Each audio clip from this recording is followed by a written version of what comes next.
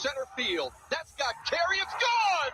Number 500 and history for Miguel Cabrera. Bottom line is, man, it's hard to break us now. It's hard to break us. As a matter of fact, you ain't going to do it. Open look going as he hits it.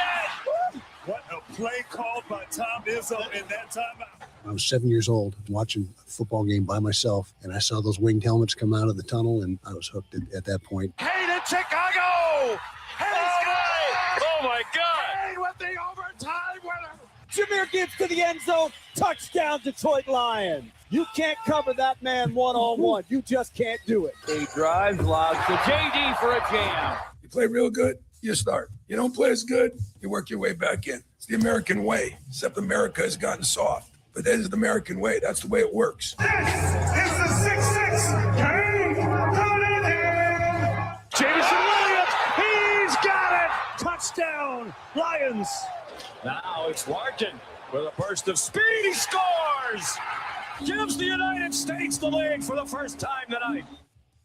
Wish Dylan Larkin were on the ice last night to celebrate a nice win. Hi, everybody. Welcome on a Tullymore Tuesday. Glad you're with us on X's and Bros. I'm Matt Shepard. Brett Hayes is our producer on this busy Tuesday morning, and the Meijer Hotline is always open for you, 866-838-4843, or you can text us, Sports Radio 21,000. Shane McNichol from the Action Sports Network, who covers a lot of college basketball, will join us at 6:35. We'll talk about Michigan and Michigan State. We'll talk about a couple of the games that are taking place tonight. But first, as always, we get to the headlines, and that's a big win for the Red Wings last night over Calgary. They scored 4 times in the second period. They rolled to a 5-2 win over the Flames. Patrick Kane buried a couple of goals. Emmett Finney, Mo Sider had a goal. Dominic Shine chipped in an empty netter. Alex DeBrincat tallied 3 assists. JT Comfort had a couple of helpers. Big win for Detroit, especially because New Jersey used overtime to beat Boston 4-3. So Detroit leapfrogs Boston. They're now in the number 1 wild card, although Boston does have 2 games in hand. We need to keep that in mind. It's a nice win for Detroit. DeBrincat was everywhere. Kane was just as busy, not just because of the 2 goals. It just seemed like Detroit was puck retrieving so very well. And it seemed like Detroit had that extra jump, even though Calgary was out shooting them early on. This was interesting from James Van Riemsdyk, who I think has been a pretty solid player for this team. Although lately, I mean, he's been in a bit of a slump. He's supposed to get your quote-unquote dirty goals. Had just a couple of shots last night. He's not a minutes hog by any stretch. This is not a guy who requires a ton of minutes. You would like him to be perhaps a little bit more consistent, but at his age, perhaps not so much. He hasn't scored since March 8th in a game against New Jersey, in which Detroit shut him out 3-0. But listen to what James Van Riemsdyk had to say about the intensity. And this guy's been around for a long time, so he knows what it's like. It's not like the Red Wings don't. This is what I like about the Wings. They have a very good balance here. They've got some of the young guys, granted, Simon Edvinsson, Emmett Finney, Marco Kasper, guys like that who don't have the experience in playing in big games, or at least playoff games. Then they have some veterans who have been around. Patrick Kane, for example, James Van Riemsdyk, John Gibson. They've got guys like that who understand that at this time of the year, there is a different level an athlete has to reach. This is probably not unique to hockey by any stretch, but they have to reach that. Here's Van Riemsdyk on the intensity that the Red Wings need down the stretch. Listen to this. I think obviously this year being the centennial year with lots of different things for people to be excited about and to celebrate for the history of the team. And obviously now in the present, we want to forward kind of a product and a game that the fans are proud of and represents the organization well. So these are the games you want to be playing as players down the stretch, where they mean so much. Every point counts, and it's going to be a lot of fun, and I'm sure the building's going to be a great atmosphere night in, night out as we finish out here. For sure. That's a good soundbite because, the energy that fans give is vital, and Detroit has 2 vital games left on this Well, I would say obviously 3. There's 4 games in the homestand, but the next 2 are really important. They're playing Montreal and then they're playing Boston. So they play Montreal on Thursday. They play Boston on Saturday. Those are pivotal games for this team. I have never been one of those guys who look at home field, home court, or home ice as a major advantage. I do think it has something to do with, a team's success, okay? Although, as I've said numerous times ad nauseum about Big Ten basketball, how Mackey is the hardest place to play in the Big Ten, and they've lost 5 games at home this year. And yet they're a 2 seed in the NCAA tournament. However, perhaps it's just the team is not that good. And that's kind of my point.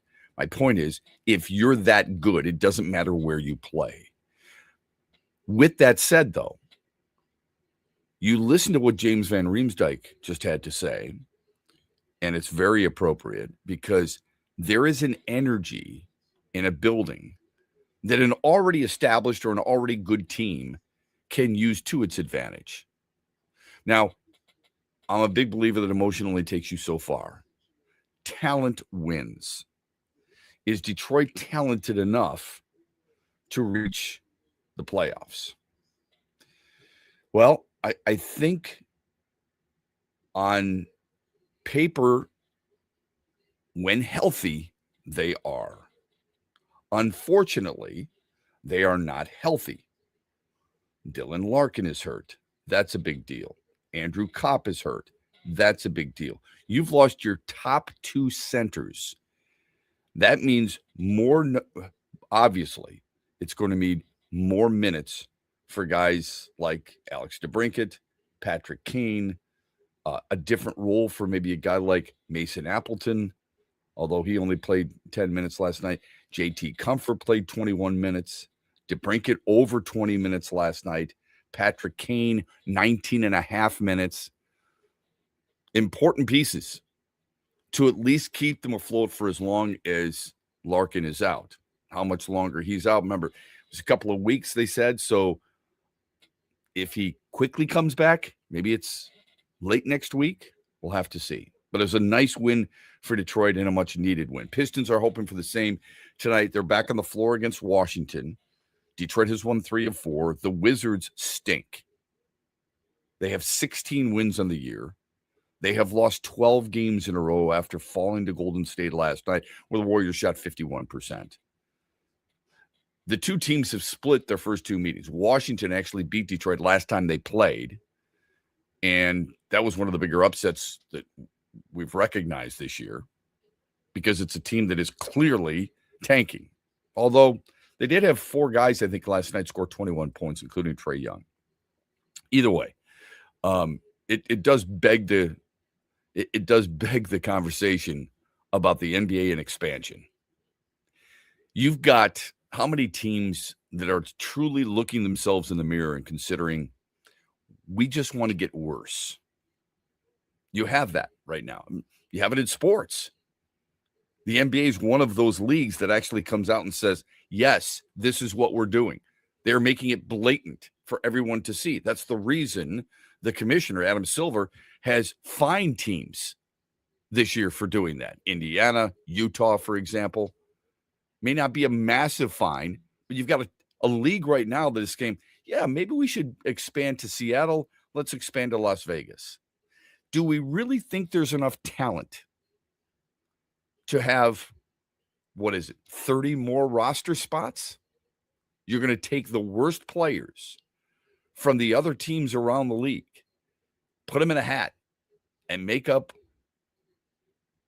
an expansion team that is going to get people fired up enough where they can tank like some of the rest of the teams that are tanking blatantly, but still asking full price from fans? I don't know, man. I don't think it's a good idea. You've got a balance right now. I'd keep the balance until maybe you get a little bit more talent and fix things of what's going on maybe at the collegiate level. WBC championship is all set. We've got that for you on the other side. Plus, our Mitch Lyons Wealth poll question of the day. This is a Tullymore Thursday. We're brought to you this hour by Mitch Lyons Wealth. You've worked hard for decades saving in pre-tax retirement plans like 401ks and IRAs, saving on taxes now. But as your retirement now approaches, you're going to get taxed at rates you have no control over. Hi, I'm Mitch Lyons, founder of Mitch Lyons Wealth. Your 401k balance isn't worth what your statement says. You could lose thousands of dollars to taxes, and those distributions can impact other areas of your retirement like Social Security and Medicare. Could a Roth IRA conversion be of help to you? You've probably heard of Roth conversions, but it can be confusing. Should you convert all at once or over time? Where should you pay the taxes from? How do you know for sure? Get our free personalized Roth Blueprint analysis today to find out exactly what makes sense for you. Your Roth Blueprint could potentially increase your lifetime wealth by thousands of dollars. So get your free Roth Blueprint today. Text Blueprint to 844-867-8335. That's Blueprint to 844-867-8335. Or go to MitchLyonsWealth.com, your best game plan to protect, grow, and win retirement. Avelo Air knows how much you love the Tigers. They love them too. They want to help you get to spring training in Lakeland because it is an awesome time. They fly nonstop from Grand Rapids to Lakeland Thursdays and Sundays, and nonstop from Detroit to Lakeland Wednesdays and Saturdays. Everyday low fares and reliable service. You don't want to fly anywhere else. Book your trip to Lakeland on AveloAir.com and use the promo code HUGE for $20 off a round-trip base fare when you book by March 31st. Restrictions do apply. Make sure you listen weekly to our Moving Ferris Forward interviews with Ferris President Bill Pink and other leaders who are moving Ferris forward. Find out more about Big Rapids and Ferris and what they have to offer at ferris.edu. Thanks for tuning in to X's and Bros with Matt Shepard, only on the Michigan Sports Network.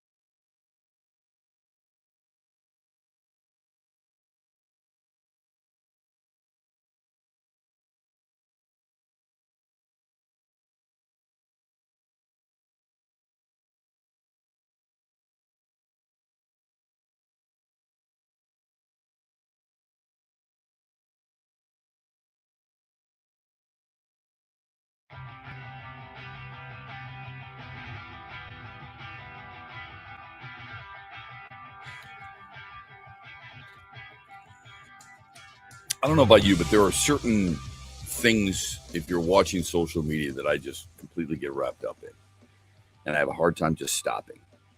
So I may be looking to do something and doing additional research, and something may pop up. And when this thing pops up, I can't not watch it. What is that for you on social media? For me, it's Barry Sanders. When there's a video rip of Barry Sanders running the football, and it's not like I haven't seen it before. I see it all the time, quite honestly. I covered it. I watched it in person, most of his runs.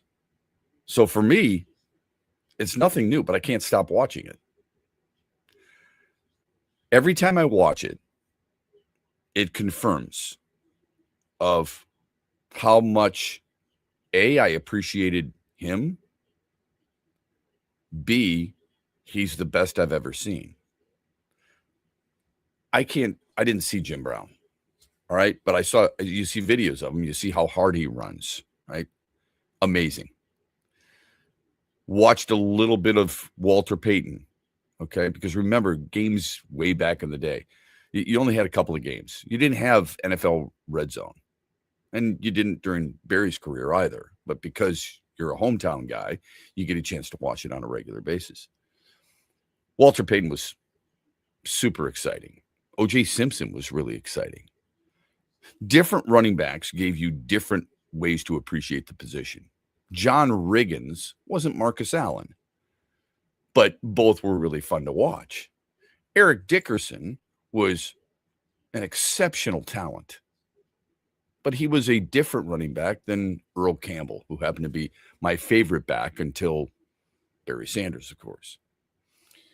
Barry Sanders, there's nobody who possesses the type of innate ability that he has, and there's nobody who possesses his vision.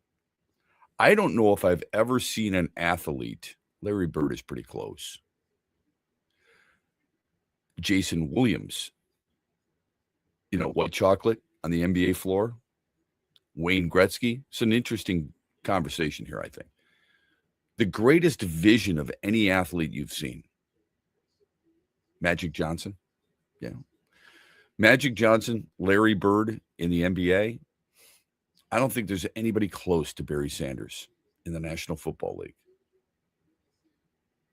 Now, there are quarterbacks who have incredible vision, and they have to. You have to be able to read things. You have to be able to see where a guy is going to be, anticipate where a guy is not, all those things.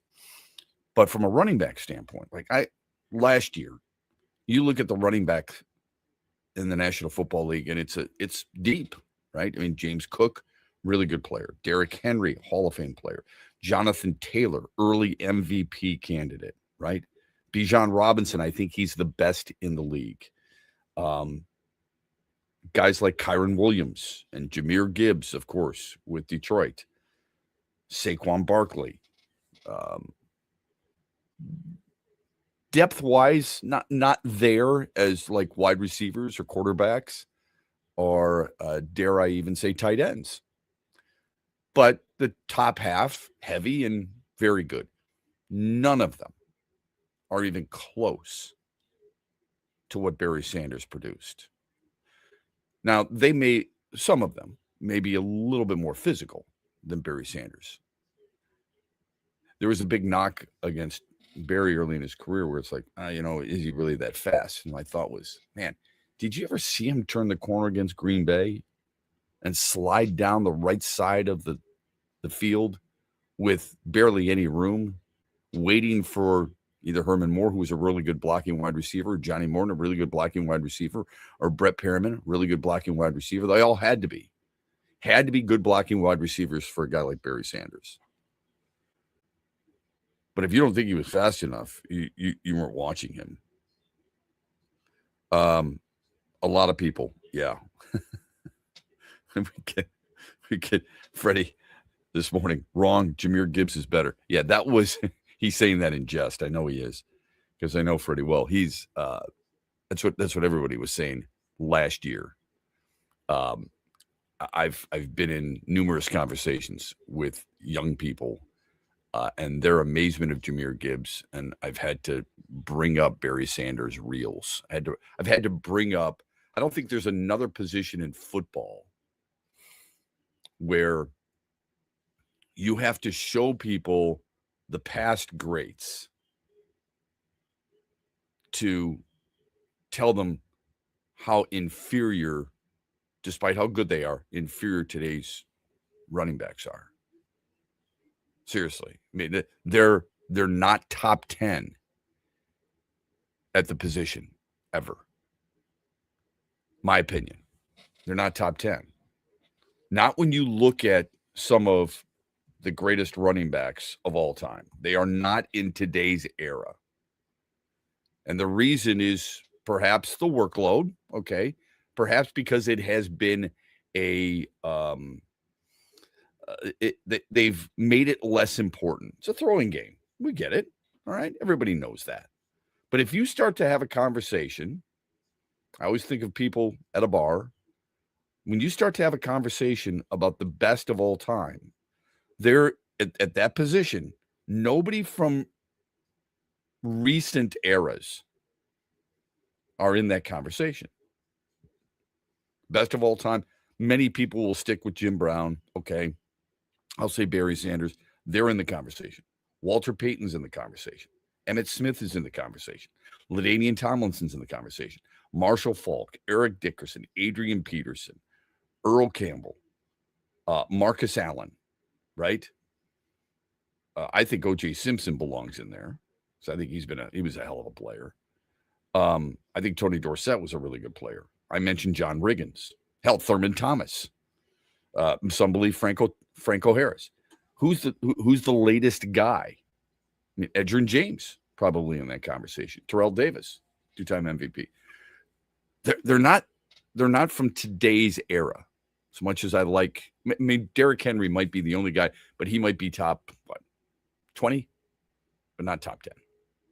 Let me get to the poll question and finish up the headlines. WBC final is tonight. Team USA against Venezuela, who beat Italy 4-2 in the semis last night. NCAA tournament begins tonight in Dayton, a play-in game between Howard and UMBC, who's a really good defensive team. The winner gets Michigan. The other game pits Texas and NC State. That's a pair of 11 seeds. The winner will get 6-seeded BYU. Here's the Mitch Lyons Wealth poll question. How excited are you for the WBC final? Are you fired up? Barely on my radar? Or don't care? I think it's been awesome theater last night and before. I mean, it's been great to watch. Italy was up 2-1 last night, and then Venezuela had a big inning. Ronald Acuna with a ball in the hole, it's short, and ties the game, beats the throw out, almost runs all the way into the tunnel. And then a follow-up, and Luis Arraez with a base hit to add to it and give Venezuela the 4-2 win. So how excited are you for the WBC final? Fired up, barely on my radar, don't care. Vote as often as you want at XB Mornings. We'll tweet it out.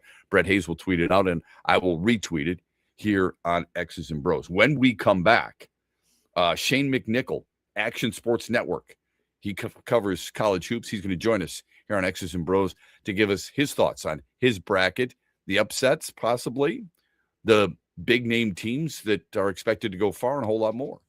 We'll have a good conversation when we come back. Brought to you by Mitch Lyons Wealth after this. Huge here for Josh Garvey and his team at Dorn Mayhew, West Michigan. Now, they continue to grow. They got their worldwide headquarters in Troy, Michigan, on the east side of the state. They are worldwide. They are the leaders when it comes to accounting, CPA, and business needs. Simple and easy. Just Google Dorn Mayhew. And also, Josh Garvey joins me every Tuesday as we talk hoops with former Michigan and Cleveland Cavaliers head coach John Beilein. Tuesdays, 5 p.m., Josh Garvey, Coach Beilein, and myself, we talk Michigan, Michigan State, and the Pistons. Talking hoops happens all the way through the NBA Finals. And could you imagine if the Pistons are in the NBA Finals? If you ever have a hoops question for us, you can drop it at Huge Show on Twitter, The Huge Show on Facebook, and Talking Hoops every Tuesday at 5 p.m. presented by one of the world's top accounting, CPA, and business firms, Dorn Mayhew. Mitch Lyons here, founder of Mitch Lyons Wealth, where we create your best game plan to protect, grow, and win retirement. I'm here with Tiger legend Kirk Gibson, who we are proud to support and partner with on the newly opened Kirk Gibson Center for Parkinson's Wellness. Thanks, Mitch. We appreciate your support, and we are excited to have recently opened the center in Farmington Hills. It provides exercise therapy and educational programs that are helping the Parkinson's community, just like Mitch Lyons Wealth helps improve the quality for their clients' retirements. This center helps improve the quality of life for people with Parkinson's. And Gibby, the best part of all is that access to the center is available to the Parkinson's community free of charge, right? That's right, absolutely free of charge for people with Parkinson's and their care partners. You hit a couple of the most famous home runs in Major League history, Gibby, but I feel that your greatest hit will be the positive impact the Kirk Gibson Center is making in the fight against Parkinson's. Mitch, since my diagnosis, I get up every day and focus on winning that day. This center encourages others to do the same. Awesome, Gibby. To learn more, go to kirkgibsoncenter.org. Van Andel Institute Purple Community is a grassroots fundraising network powered by the dedicated volunteers who support VAI's mission to improve human health now and in the future. When you raise funds through the Van Andel Institute Purple Community, 100% of the proceeds go directly to the Institute's research into diseases like cancer and Parkinson's, as well as VAI's science education programs. Learn how you can get involved at purplecommunity.org.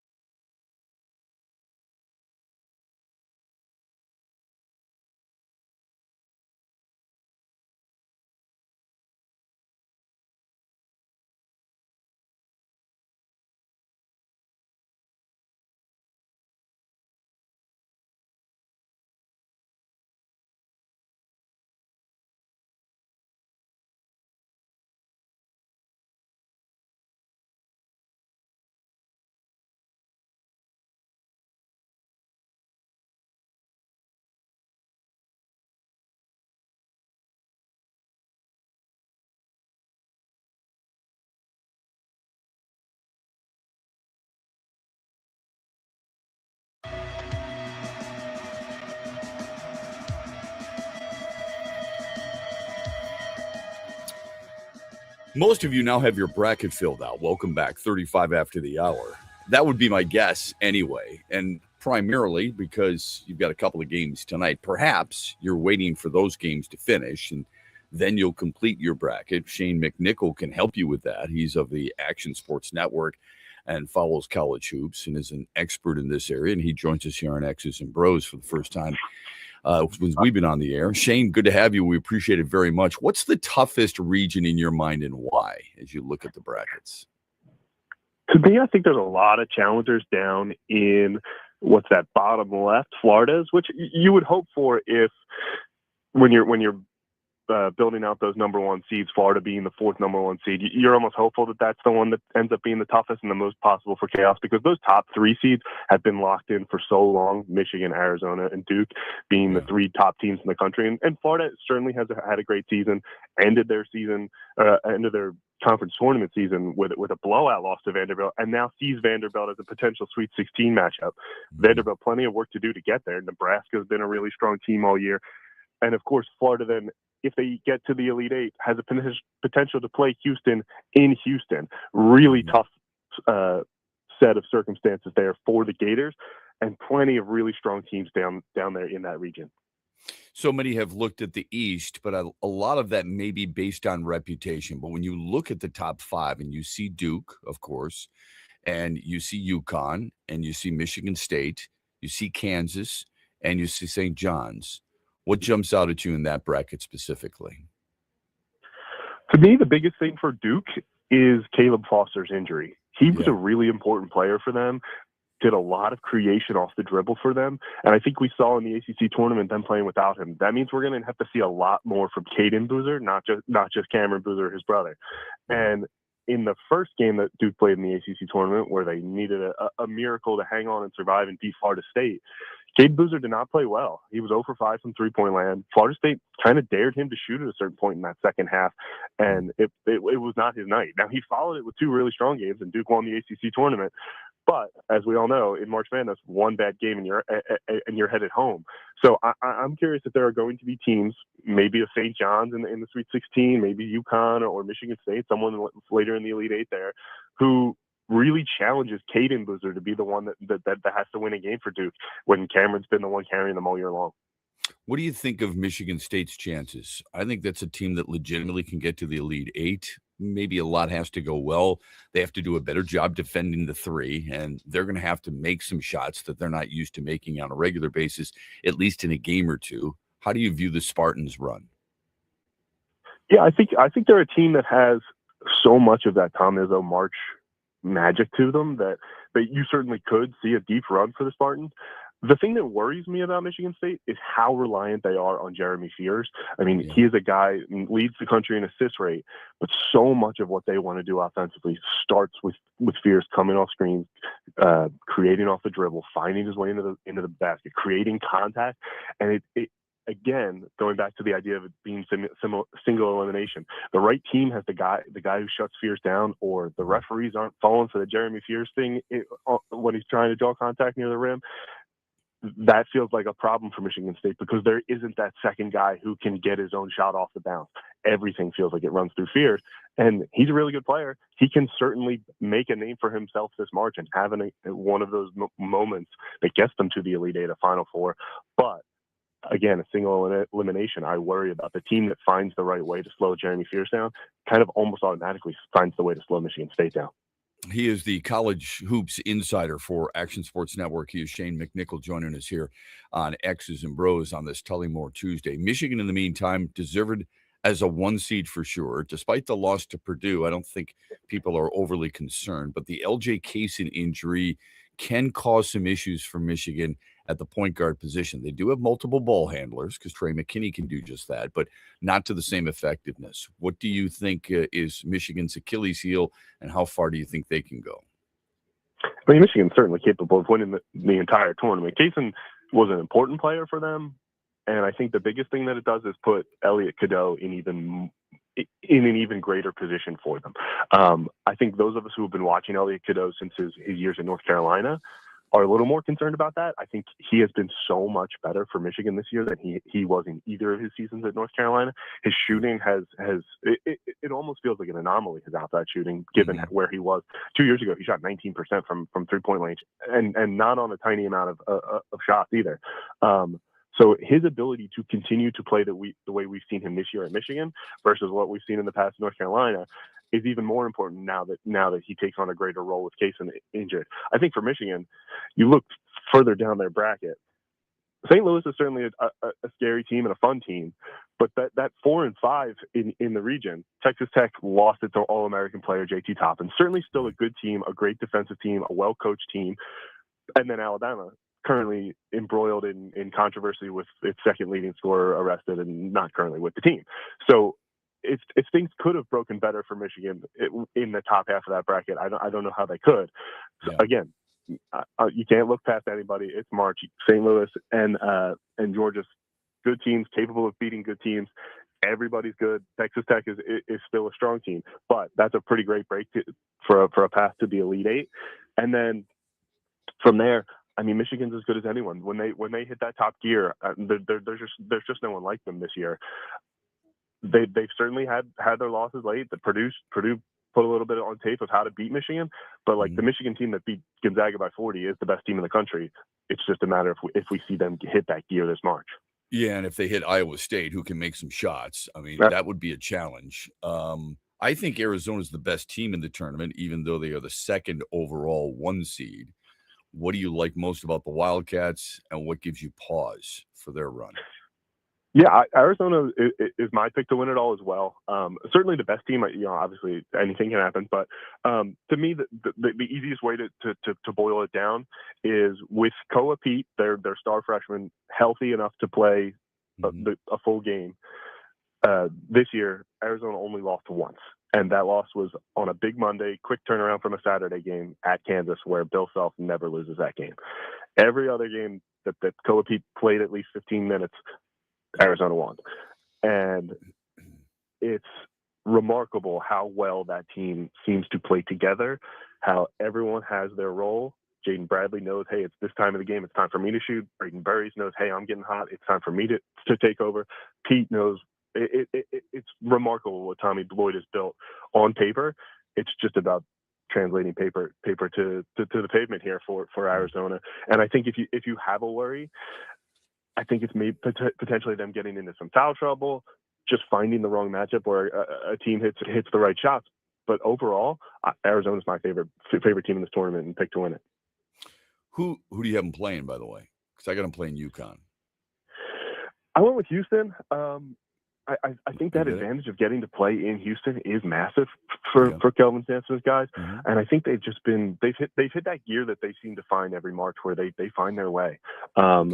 UConn potentially scares me for one reason, and I think both of their St. John's losses are hanging in my head. Now I know they beat St. John's by 35 once as well, but both times that they lost to St. John's went into full court pressure, and for whatever reason, UConn forgot how to break a press. And I was a little concerned, like, well, who else out there can press like St. John's? And then there's, of course, the possibility that they play St. John's in the Elite Eight. I certainly think other teams will try to pressure UConn, and that's a little bit of a good luck. We'll see. Sure. But I still think that's something that could be an Achilles heel that when UConn headed home and Danny Hurley's at the press conference table after, it'll be like, man, we just couldn't break a press. Who's the most overrated team, and who's the most underrated team in the tournament, and why? Underrated, I might go with Vanderbilt. I mean, if you're a believer in the analytics, KenPom has Vanderbilt as a top 15 team, and they're a 5 seed. Made it all the way to the SEC tournament championship game. Dismantled Florida in that game, and still looking at a 5 seed. Probably potentially an underdog in a St. John's is a 5 seed. I'm sure that surprised you too. St. John's is a 5 seed, and I think that's partially a flaw of how the season works, where they didn't do enough in the non-conference to earn a seed higher than 5. I get it. And then they've been incredible ever since New Year's Day. Yeah. And that really is the team that should have been seeded, the team that's been great. It's also hard to judge how valuable a great Big East season was. Those 3 games against UConn are the most important.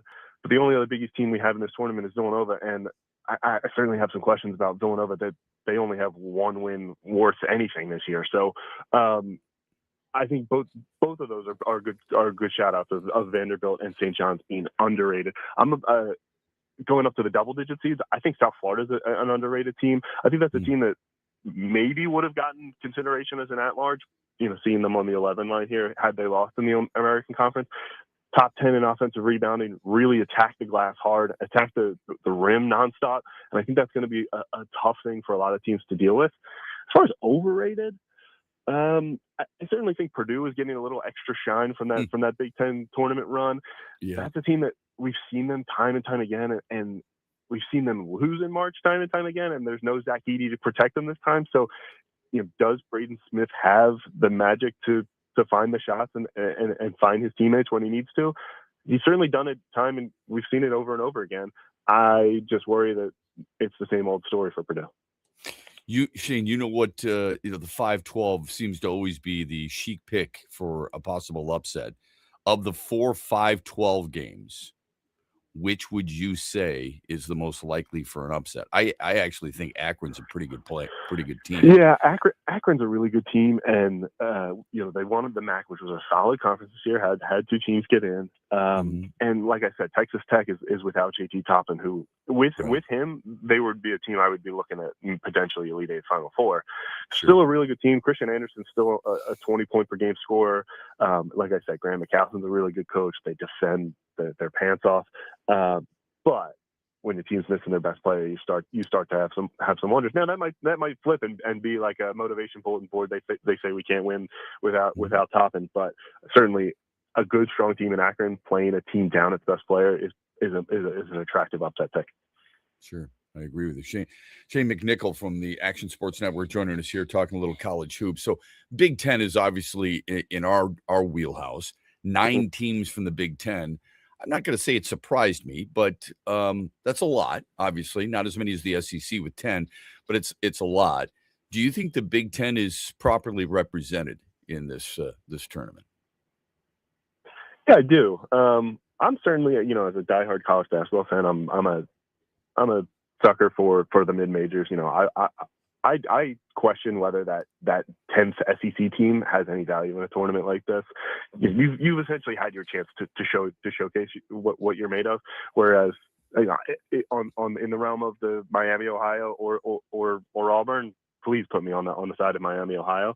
But in terms of the Big Ten here, Michigan's has as good a chance to win this tournament as anyone. Michigan State is certainly capable of making a run. I really think Nebraska has something special and could make a run.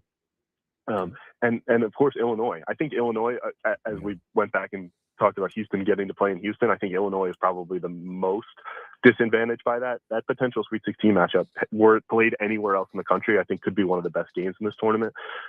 But you certainly have to lean Houston, given that it's essentially a home game. You had mentioned Miami, and I'm a MAC guy. All right, I went to Central Michigan, so I'm a MAC guy. I wanted Miami to make the tournament as well. Here's my concern, and I don't know if this was all about their scheduling, so it's not fair to judge them right out of the gate. They played 2 NAIA teams and a Division III team as part of their non-conference. How do you fix that issue moving forward in college basketball in general? Because they deserve to be there without question, even though they lost to Massachusetts in the MAC tournament and early in the MAC tournament. But they've got to find a way to bolster their non-conference resume. As a college basketball fraternity, how do they fix those types of issues moving forward? Yeah, absolutely. It's pretty crazy that, as we saw with some of the reporting around Miami, Ohio's non-conference schedule, it's essentially head coaches, assistant coaches, director of basketball operations sending emails. There's nothing built in. No.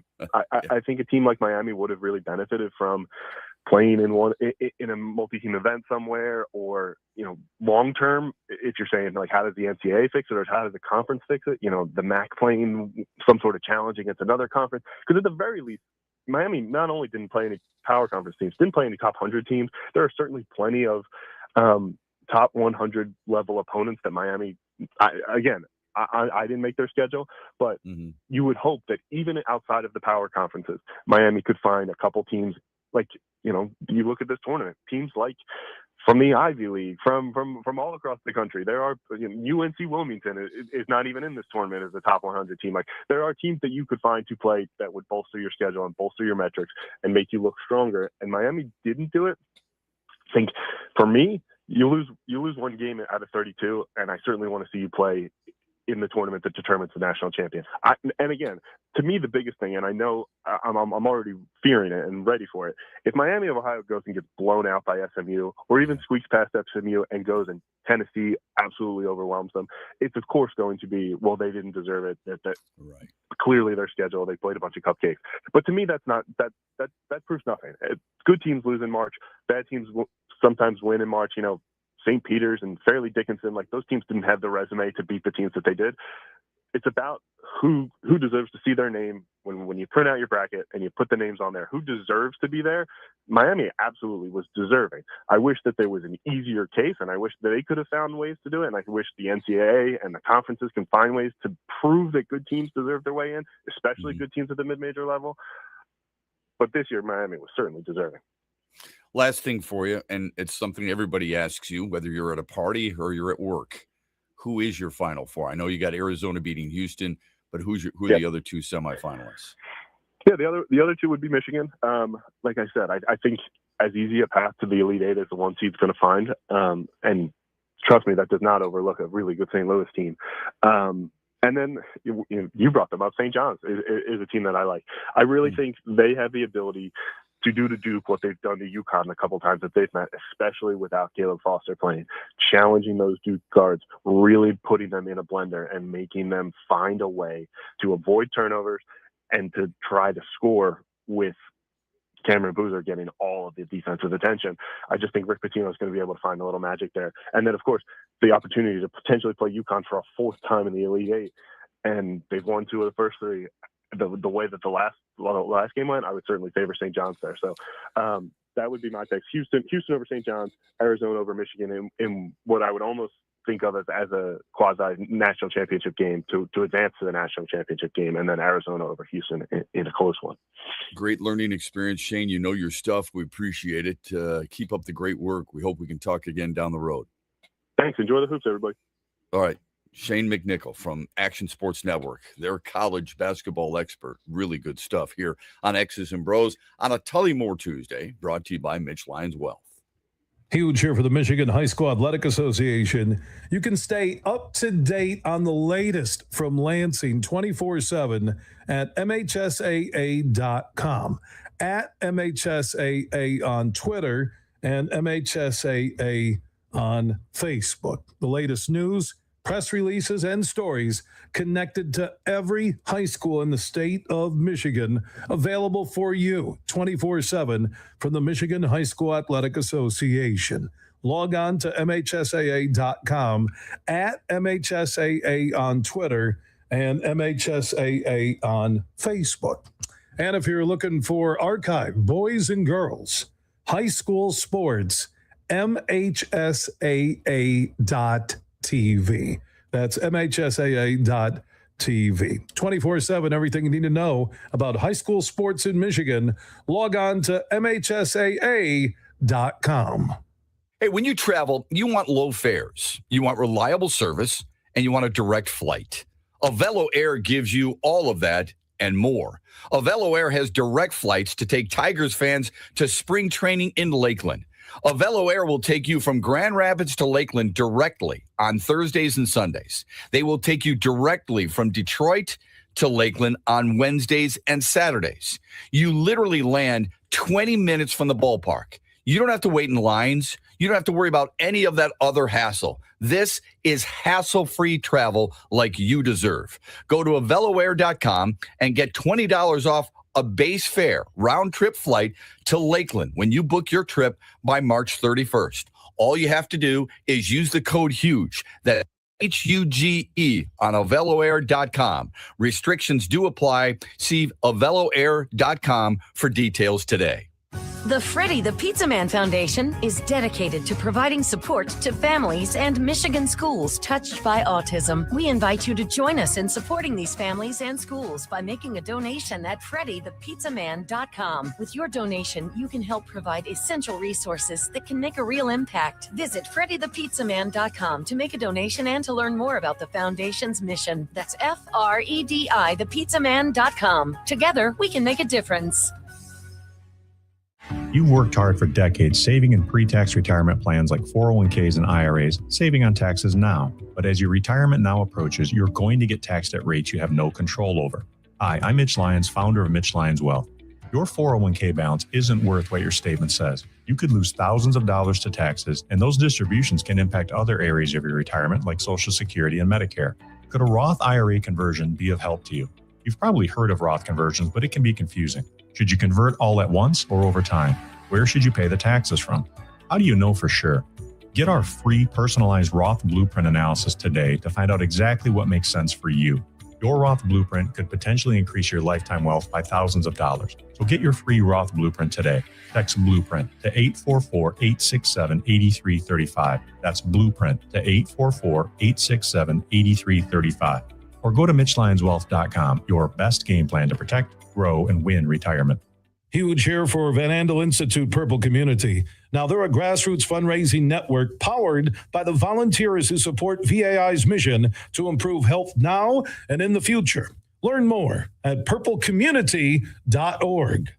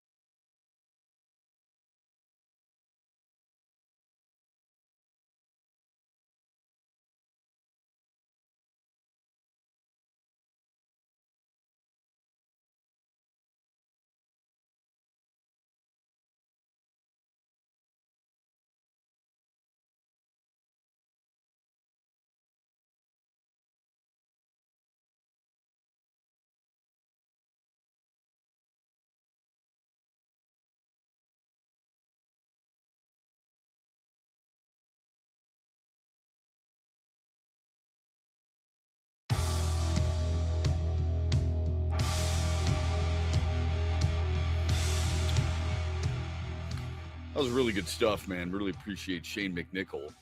Gave us some really good insight. Maybe it helped you with your bracket. I assume your bracket is already done. Welcome back. Second hour, X's and Bros, Monday through Friday, 6 until 9. WBC championship tonight.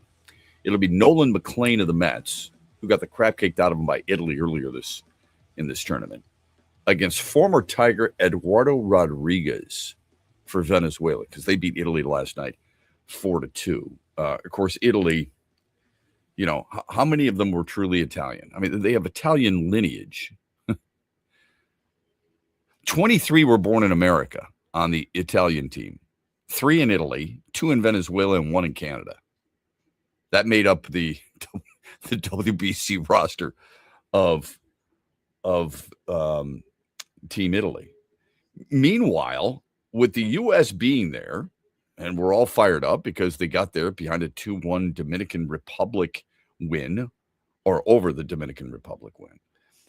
I don't know if you saw this, but Juan Soto of the Mets couldn't come to grips. He is the baseball version of Nathan MacKinnon. Nathan MacKinnon is one of the most gifted hockey players in the world. I think he's unbelievable. He and Team Canada lost in the gold medal game 2-1 to Jack Hughes and the United States. We're all well aware of that. It's one of the prouder moments we've seen, right? Yes. They were, I mean, Canada had sick talent. There's no doubt about it. They are a really good hockey team. I didn't think it was possible, but look how good Connor Hellebuyck truly was. Most people felt while watching that Canada was the more gifted team because of the scoring chances that they had, right? Hellebuyck was the difference. That's what happens in that sport. Nobody knows it better than Nathan MacKinnon. It's not about number of shots or quality shots. It's whether or not the guy can stop them. It's whether or not you can handle the situation. If it's about shots, Calgary wins last night instead of the Red Wings.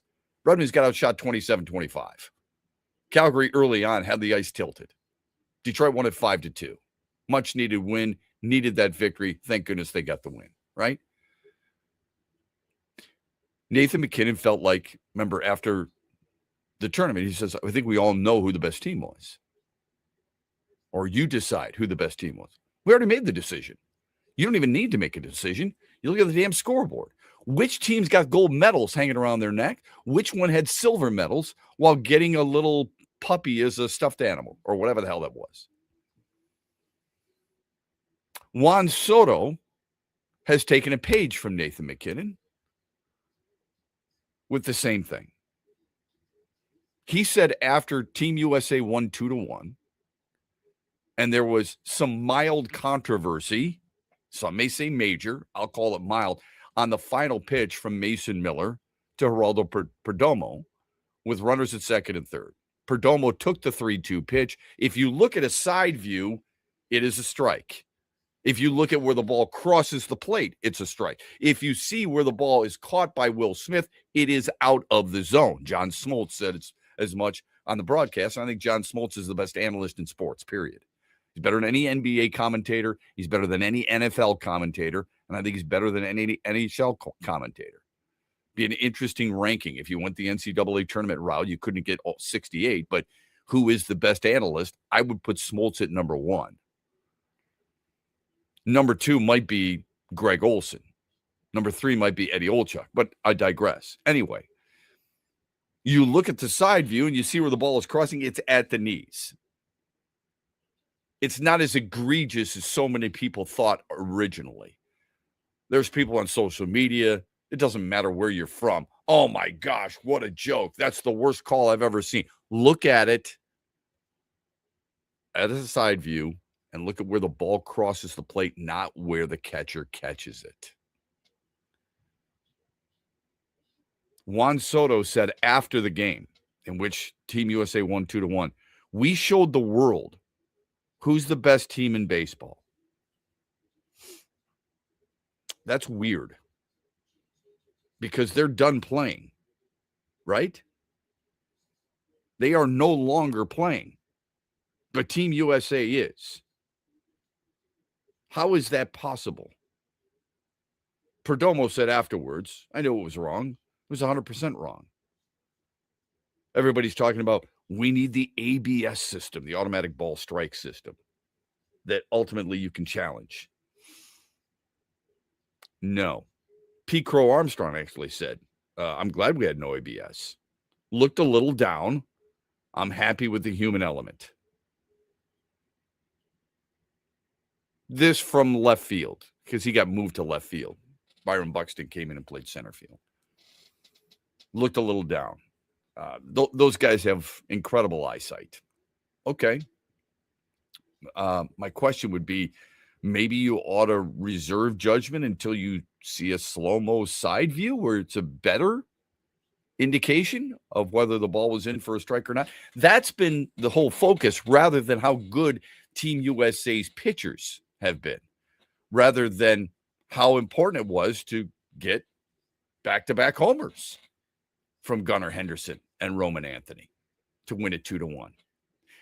How does Juan Soto actually, and nobody, this is the bothering part to me, and this is maybe just the U.S. media, this is just these sports members in the media in general these days, where everything's got to be almost against the United States, or we've got to search for the controversy instead of searching for how good some team or some player may have been. Where's about how good Paul Skeens was? Didn't have to overpower, made him put the ball in play, had his strikeout stuff, gave everything he possibly could. How good Mason Miller is. Since September 8th of a year ago, 50 batters, 0 for 50, 39 punchies. Not bad, huh? I think DR hit the U.S. 8-7. Really? Just because you thought it was the best lineup you had ever seen in the history of baseball, for crying out loud, which is a farce as well. It has to come down to controversy, right? Because otherwise you'd be proven wrong. I can't believe it was actually a pitcher's duel. Yes, it was. And look at Team USA's lineup. That's not too shabby either. When you can throw Witt and Judge and Henderson and Harper and players like that in there, it's pretty damn good. But that's what Juan Soto has done. Juan Soto's come out and said, we all know who the best team is. Based on what? How does a guy who's accomplished as much as he does expect us to listen and actually adopt such a philosophy? Oh, that's right, because many members in the media actually have. Hey, this is an interesting thought in the National Football League. We know San Francisco has seemingly parted ways with Trent Williams.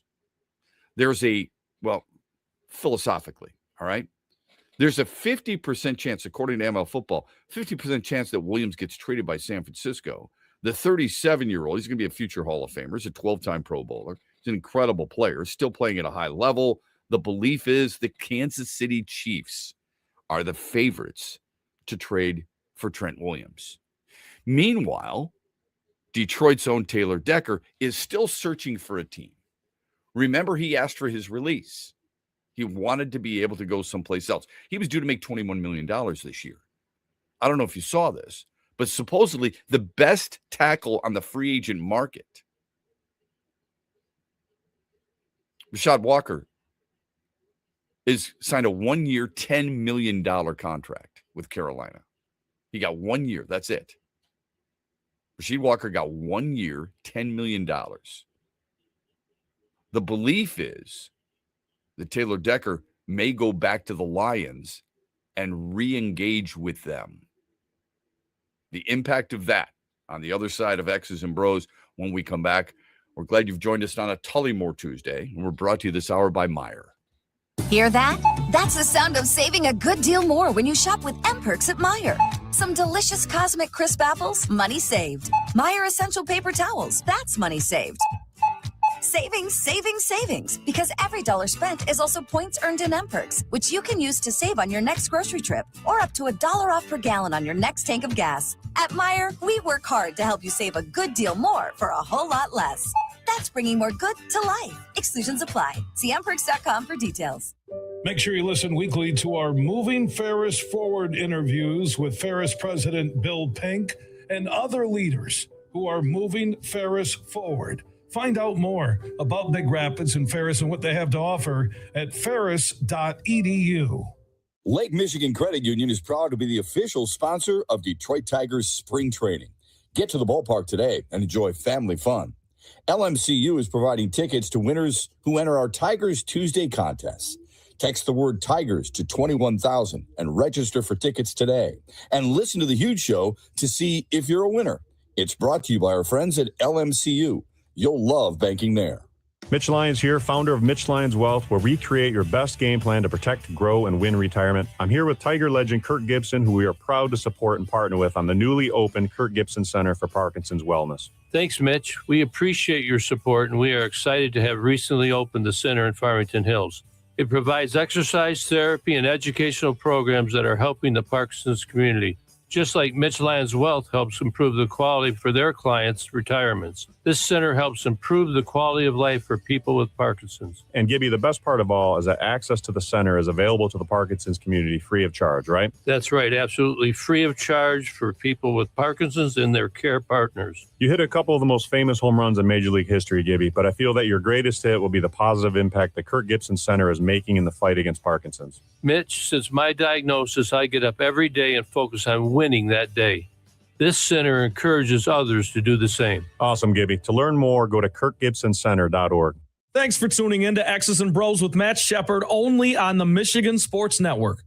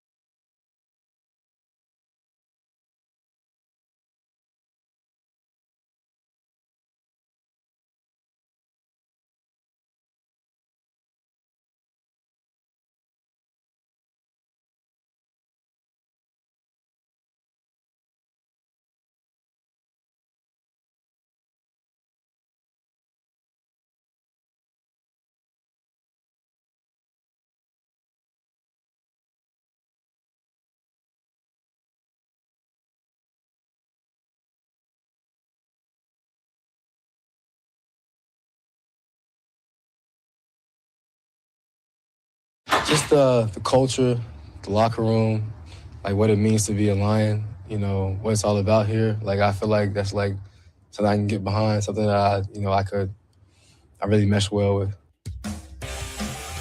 That's Rock Yassin, who the Lions are bringing back. There are different ways to go about building your football team. It has not been the way many Lions fans expected or hoped, not expected, hoped Brad Holmes would take on this offseason.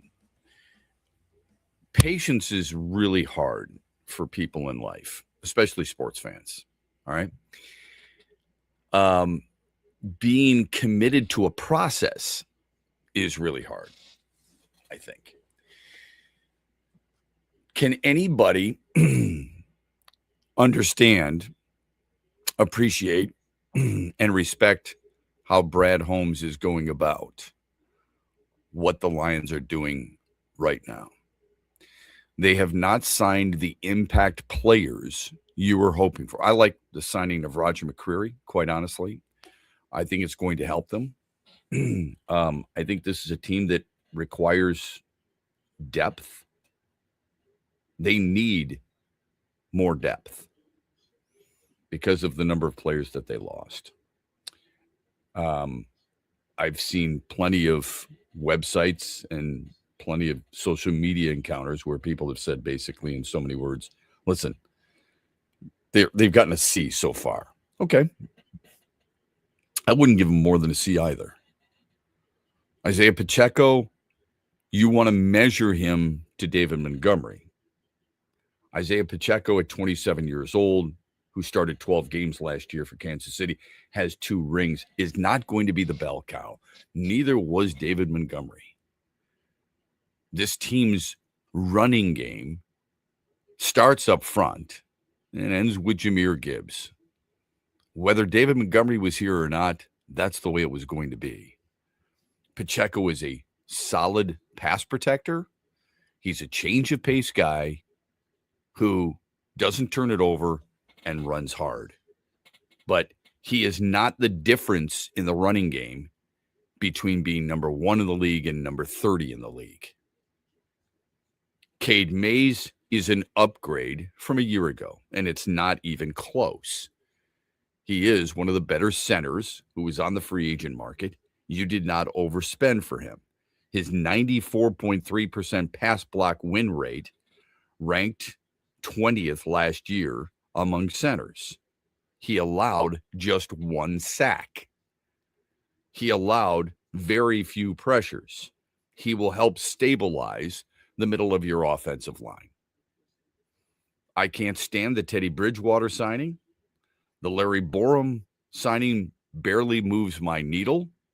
However, he is a guy who is, despite 38 starts, more of a backup guy and a depth guy. You were going to go into this offseason knowing you had to repair a number of different areas, not just positions, areas. Offensive line is one of them, but not just with starters, with depth. You needed better options in case guys got hurt. You and I both thought Taylor Decker was going to be injured at some point. He's been doing this for 10 years. He's a warrior without question, but he also has, as he's gotten up in years, had too many injuries to make you feel comfortable enough to think he's going to start 17 games. You didn't like Giovanni Manu. You wanted a guy who had experience. Well, Larry Borum's got experience.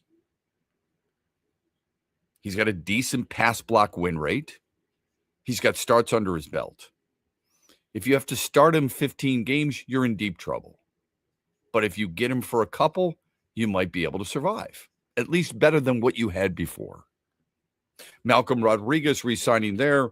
He's a special teams guy. Maybe you drafted him when you did, thinking, yes, in 2022, he's a special teams guy. He's a depth guy. Maybe he challenges for a starting position. Not many see that. Rock Yassin, 1 year, $4 million deal, bringing back a veteran who is going to help the secondary. The safety, Christian Ezien, last 3 years in Tampa. There's versatility there. I know we want big name players, but your big name players are already on this team. You've got to be able to fill in with dependable depth players, and that's what they've been doing. Your tackle, if you don't keep Taylor Decker or re-sign Taylor Decker to what I would expect a one-year deal, somewhere in the neighborhood of $10 million. Doubt he'd want to do that, but not many people seem to be knocking on his door. You play him at left tackle, you keep Penei Sewell, you draft a tackle that's going to be your starter once Taylor Decker is out, or you can wait till the second round and do that. You can address the edge rush situation that you're so uncomfortable with, as am I. Also understanding there is still time to pick that guy up in free agency. Could be a veteran. Cam Jordan, for example, who had a productive year a year ago. You want secondary help. Again, you have 9 draft picks. I know this is hard for you and I'm throwing myself in there too, to understand, but you have 9 draft picks, free agency still open. You can still do some things. They just haven't done it as quickly as you and I would have liked. Ty Conklin, they signed as a tight end. Folks, you needed somebody, and you're going to need another, to back up Sam Laporta, right? Conklin is a very good player. He's a guy who spent last year with the Chargers. He doesn't have a lot of catches, but he's a seam guy. He's a smart guy who can find the proper area. He's a decent blocker. I don't care that he's from Chesterfield. I don't care that he's a Chippewa. I care the kind of player he is. Oh, Shep, he's coming home. That doesn't matter to me. What matters to me is while he's in that uniform, is he going to perform? Is he a trustworthy player? And he is. He's got good hands. Like I said, he's a good seam route runner. He's a decent blocker. He's got experience. He's a guy who can help you in need. Again, if you go into the situation of going, well, if Sam Laporta goes down again, Ty Conklin is going to be our starting tight end. That's a tough way to look at it, and you would say that's a failure on the part of the Lions. It's not how I'm looking at it. I'm looking at it like, well, Sam Laporta is going to be your starter. This guy's going to come in a 12 situation. He's going to be your backup. He's going to be your second tight end, and I feel pretty good about that. Trevor Nowaski, again, a special teams guy, and as I mentioned, Roger McCreary, just a one-year deal, competition, depth, 26-year-old, former second-round pick, Tennessee, and has started 38 games before being traded to L.A. last year at the deadline and helped their secondary a little bit. And I think he's going to help their – this is not me looking at it for a team that has no flaws. We understand there are flaws. We understand there are certain financial ramifications that you have to deal with.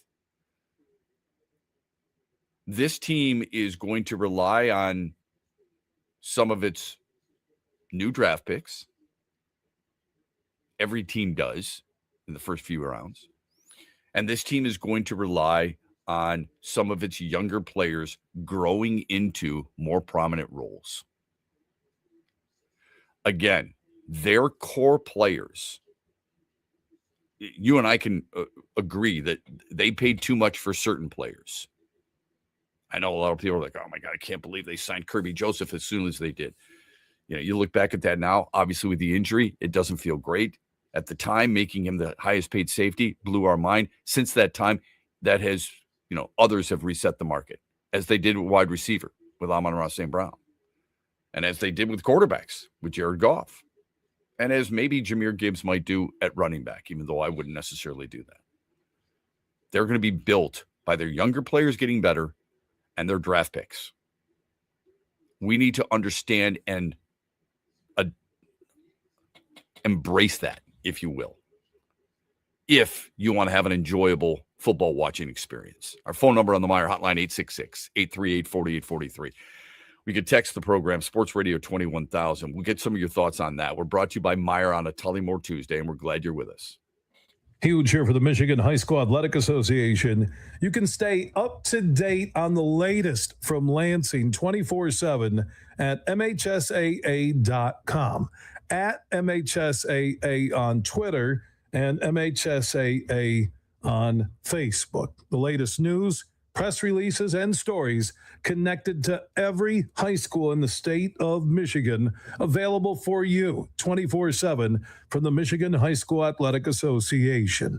Log on to MHSAA.com, at MHSAA on Twitter, and MHSAA on Facebook. And if you're looking for archive boys and girls high school sports, MHSAA.TV. That's MHSAA.TV. 24/7, everything you need to know about high school sports in Michigan.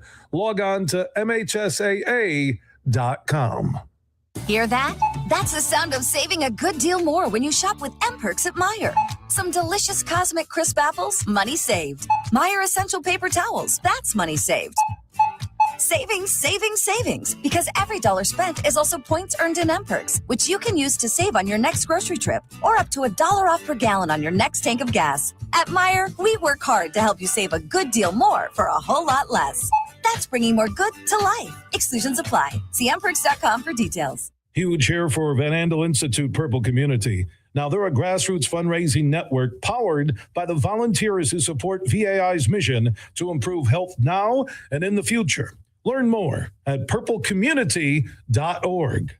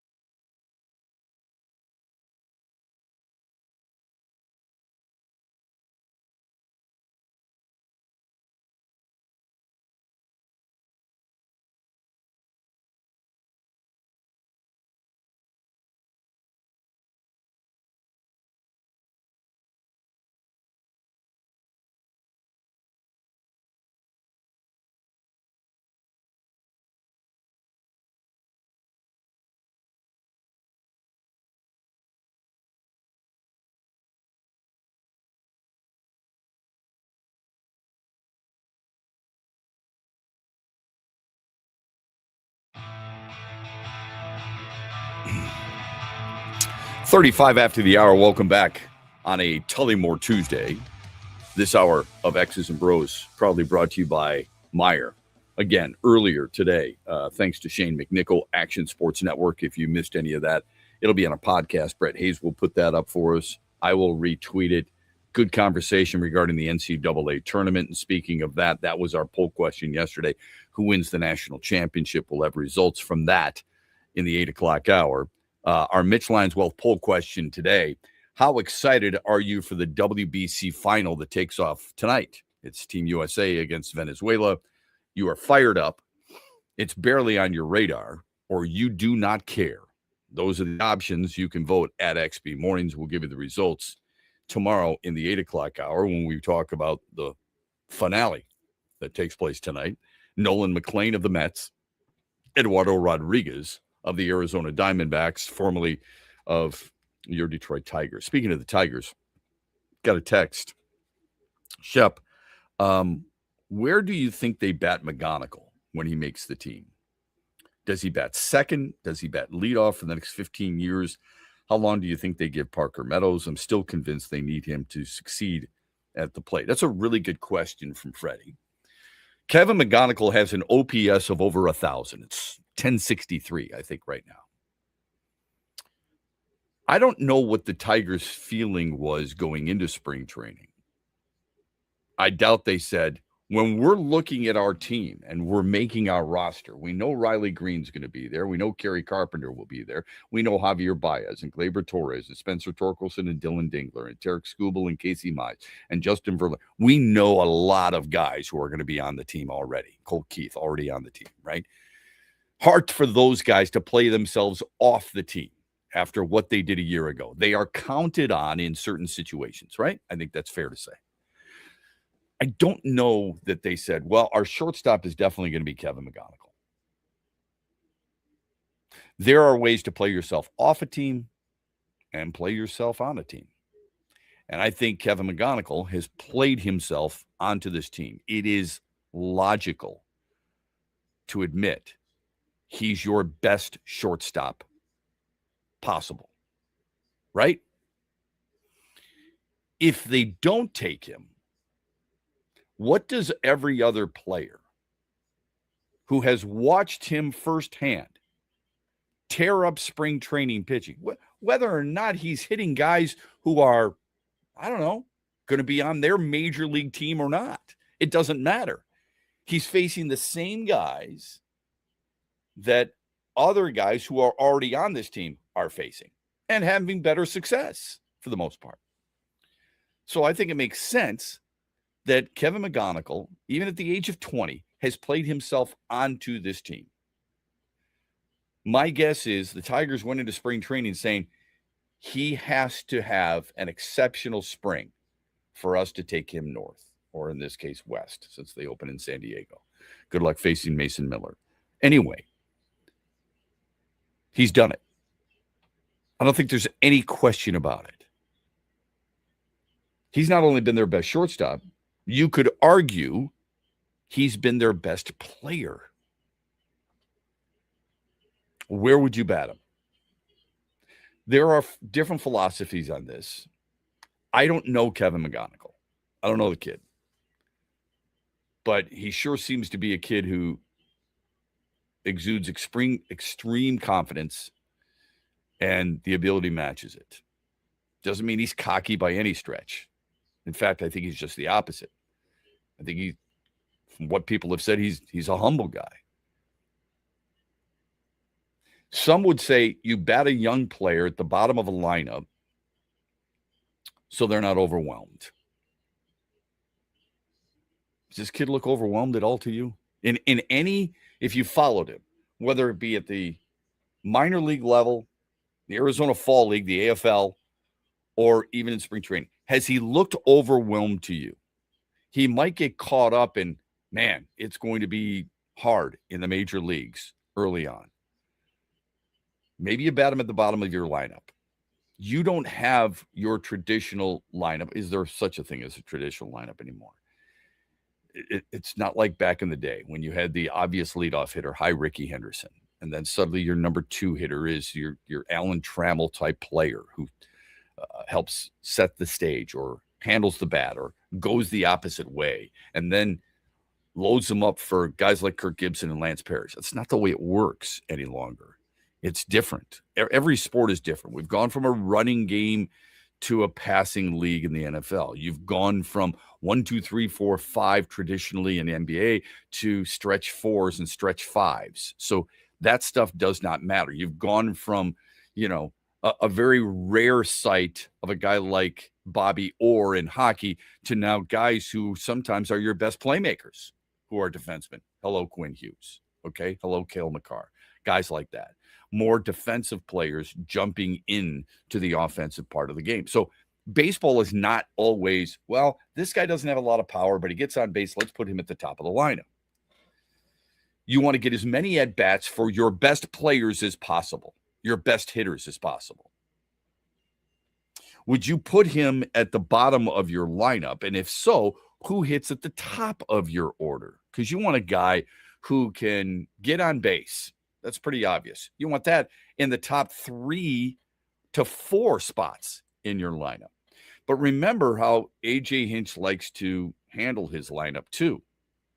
That forces when a manager goes to his bullpen, there is not an obvious area in the Detroit lineup that gives that opposing relief pitcher a definitive advantage. So you're bringing in a lefty and suddenly he's going to get a pocket of 2 to 3 lefties in a row that will help him ease through the transition of coming out of the bullpen. A.J. Hinch doesn't want that. I think Kevin McGonigal has proven he could handle a leadoff spot. And then you get a Gleyber Torres in the second hole. You get a Riley Green batting third. You get a Kerry Carpenter batting fourth. You get a Spencer Torkelson batting fifth. You get a Dylan Dingler possibly batting sixth, or a Colt Keith batting sixth, and then Dingler. You get a Matt Vierling batting seventh. You get a Parker Meadows batting 8th or 9th. So where do I see him, Freddie? I see him batting toward the top of the order because of his bat-to-ball skills, because of his eye at the plate, because he makes contact and puts thus pressure on the opposing team's defense. How do you put pressure on a team's defense? You do that by putting the ball in play, something Detroit's got to do a better job of. Kevin McGonigal helps you in that realm. I don't know him like A.J. Hinch and the hitting coaches know him. But I do know the dude gets on base, and he's got some slug in him. It would be a hell of a transition for a 20-year-old with 735 minor league at-bats to suddenly become your leadoff man on opening day. But he seems to be a very rare player. As far as Parker Meadows is concerned, they need him to succeed at the plate. I think they need him to succeed as long as he's going to be here until Max Clark gets here. Because at some point, you have to make a tough decision on who your best center fielder truly is. You had to make that tough choice when you moved Riley Green from center to left and replaced him with Parker Meadows. Could we envision Max Clark being that center fielder that would force Meadows to somewhere else in the outfield or to the bench? It's not exactly the same way, but Team USA has had to do that.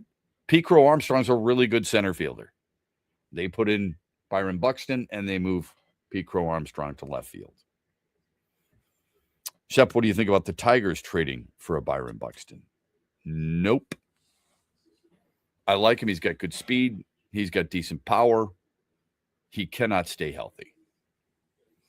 You already have a center fielder in the pipeline, and you have a center fielder, really 2 center fielders in your lineup anyway. And as much as I like Byron Buxton as a Gold Glove, Silver Slugger center field player, I do. I like him a lot because I think he's pretty damn good. He has never in his career played more than 140 games, which is pretty damn good.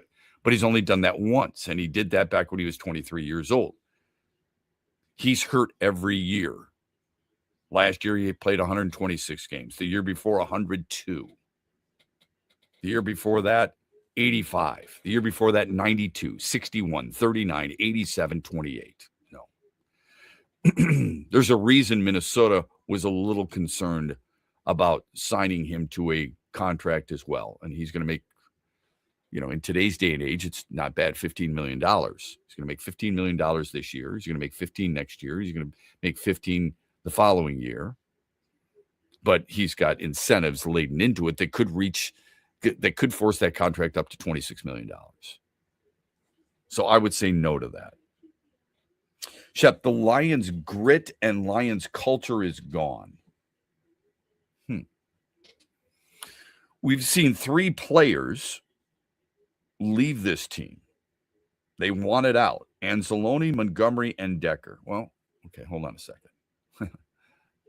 You think they left because there's no grit or culture, or because they wanted opportunities that weren't there? Alex Anzalone, good enough player. He wanted a longer-term deal, and he wasn't going to get one here. Would you have given him the longer-term deal? If you were the general manager, if you were Brad Holmes, and I know how people feel about Brad Holmes these days, would you have given him a multi-year deal? I would not. David Montgomery, he wants to be the primary ball carrier. Would you keep him here just to be the primary ball carrier? Would you keep Taylor Decker here for $21 million? Look, these can be tough decisions. I understand how people feel about certain players and what those players have brought to a team. You have to be financially responsible too. David Montgomery was not going to get what he wanted here. I think they actually did pretty well in making that trade.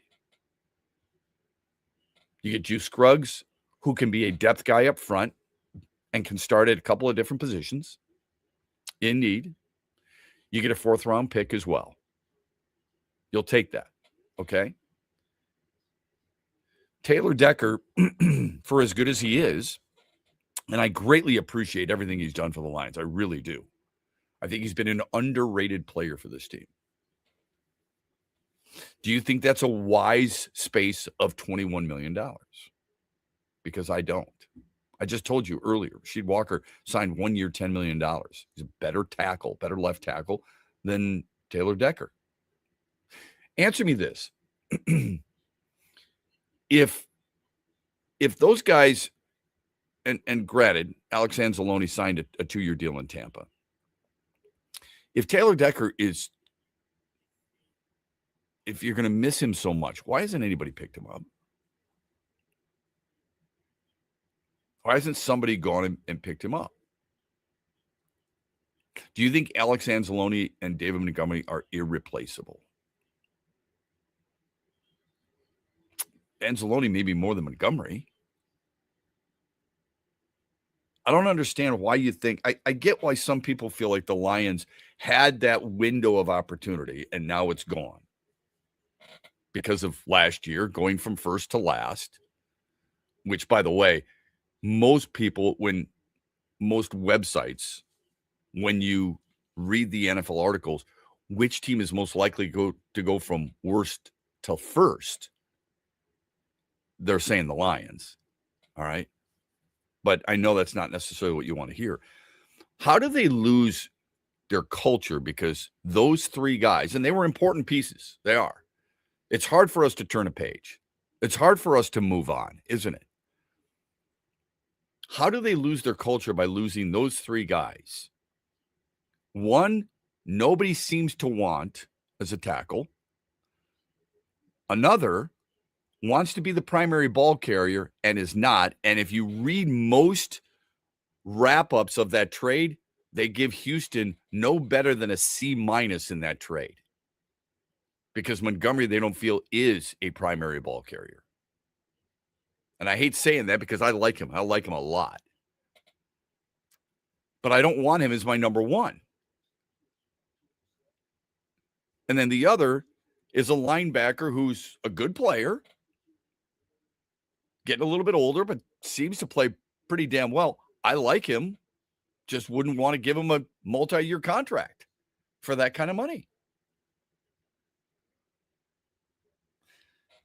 Shep, the game or two that Manu started on the radio, the broadcast team was upset that Manu got upset every time he got beat, and that's one of his biggest flaws. Well, that's good knowledge. I was unaware of that. That's good stuff. You got to be able to control your emotions. You have to be able to let certain things go. That's not an easy thing. I get that. I want to talk a little bit about the Pistons because the Pistons play tonight against Washington. And I'm wondering what people think of a team that has lost 5 of 7, should win tonight because Washington's not very good. And how many teams have passed this team? It wasn't long ago where you and I were going, hey, listen, they're the best team in basketball. Were we too premature on that? Premature on that, just like we were premature with the Tigers a year ago, like we were premature with the Lions at 4-1. We may have been. Oklahoma City has a better record. San Antonio has a better record. And some people feel like there are other teams in the East that have proven more than your Detroit Pistons. And the possibility of a little disruption within the ranks of what the Pistons are doing right now. And it comes from a younger player who seems to want more, but hasn't necessarily earned that yet. We will get to that when we come back. Some people feel like the NBA might be getting watered down a little bit because they're talking about expansion. Meanwhile, with the focus of the 30 teams right now, where is it that the Pistons rank when it comes to NBA power rankings?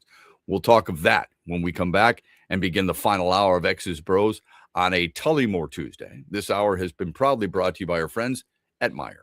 The Freddie the Pizza Man Foundation is dedicated to providing support to families and Michigan schools touched by autism. We invite you to join us in supporting these families and schools by making a donation at freddythepizzaman.com. With your donation, you can help provide essential resources that can make a real impact. Visit freddythepizzaman.com to make a donation and to learn more about the foundation's mission. That's FREDI thepizzaman.com. Together, we can make a difference. Huge here for Josh Garvey and his team at Dorn Mayhew, West Michigan. Now they continue to grow. They got their worldwide headquarters in Troy, Michigan on the east side of the state. They are worldwide. They are the leaders when it comes to accounting, CPA, and business needs. Simple and easy. Just Google Dorn Mayhew.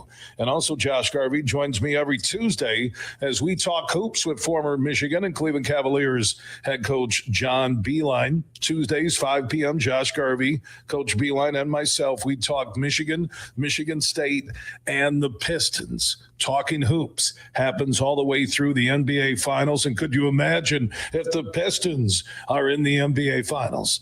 If you ever have a hoops question for us, you can drop it at Huge Show on Twitter, The Huge Show on Facebook, and Talking Hoops every Tuesday at 5 p.m. presented by one of the world's top accounting, CPA, and business firms, Dorn Mayhew. Ferris Coffee has been family-owned and operated for over 100 years. Its popular Den Blend and Dark Roast is more than coffee and more than the official coffee of the Detroit Lions. It's a call to rise. Ferris Coffee and the Lions are the perfect match. They embrace those who show up early, cheer loud, and never back down. Den Blend is perfectly roasted in Grand Rapids and provides the ultimate fuel for fans who wake up and roar. Whether you're tailgating at the game or cheering from your couch, Den Blend is your go-to coffee for your game day ritual. Mitch Lyons here, founder of Mitch Lyons Wealth, where we create your best game plan to protect, grow, and win retirement. I'm here with Tiger legend Kirk Gibson, who we are proud to support and partner with on the newly opened Kirk Gibson Center for Parkinson's Wellness. Thanks, Mitch. We appreciate your support, and we are excited to have recently opened the center in Farmington Hills. It provides exercise therapy and educational programs that are helping the Parkinson's community. just like Mitch Lyons Wealth helps improve the quality for their clients' retirements. This center helps improve the quality of life for people with Parkinson's. And Gibby, the best part of all is that access to the center is available to the Parkinson's community free of charge, right? That's right, absolutely free of charge for people with Parkinson's and their care partners. You hit a couple of the most famous home runs in Major League history, Gibby, but I feel that your greatest hit will be the positive impact the Kirk Gibson Center is making in the fight against Parkinson's. Mitch, since my diagnosis, I get up every day and focus on winning that day. This center encourages others to do the same. Awesome, Gibby. To learn more, go to kirkgibsoncenter.org. Hear that? That's the sound of saving a good deal more when you shop with M-Perks at Meijer. Some delicious Cosmic Crisp apples, money saved. Meijer Essential Paper Towels, that's money saved. Savings, savings, savings. Because every dollar spent is also points earned in M-Perks, which you can use to save on your next grocery trip or up to $1 off per gallon on your next tank of gas. At Meijer, we work hard to help you save a good deal more for a whole lot less. That's bringing more good to life. Exclusions apply. See mperks.com for details. Lake Michigan Credit Union is proud to be the official sponsor of Detroit Tigers spring training. Get to the ballpark today and enjoy family fun. LMCU is providing tickets to winners who enter our Tigers Tuesday contest. Text the word Tigers to 21,000 and register for tickets today. And listen to the Huge Show to see if you're a winner. It's brought to you by our friends at LMCU. You'll love banking there. Van Andel Institute Purple Community is a grassroots fundraising network powered by the dedicated volunteers who support VAI's mission to improve human health now and in the future. When you raise funds through the Van Andel Institute Purple Community, 100% of the proceeds go directly to the Institute's research into diseases like cancer and Parkinson's, as well as VAI's science education programs. Learn how you can get involved at purplecommunity.org.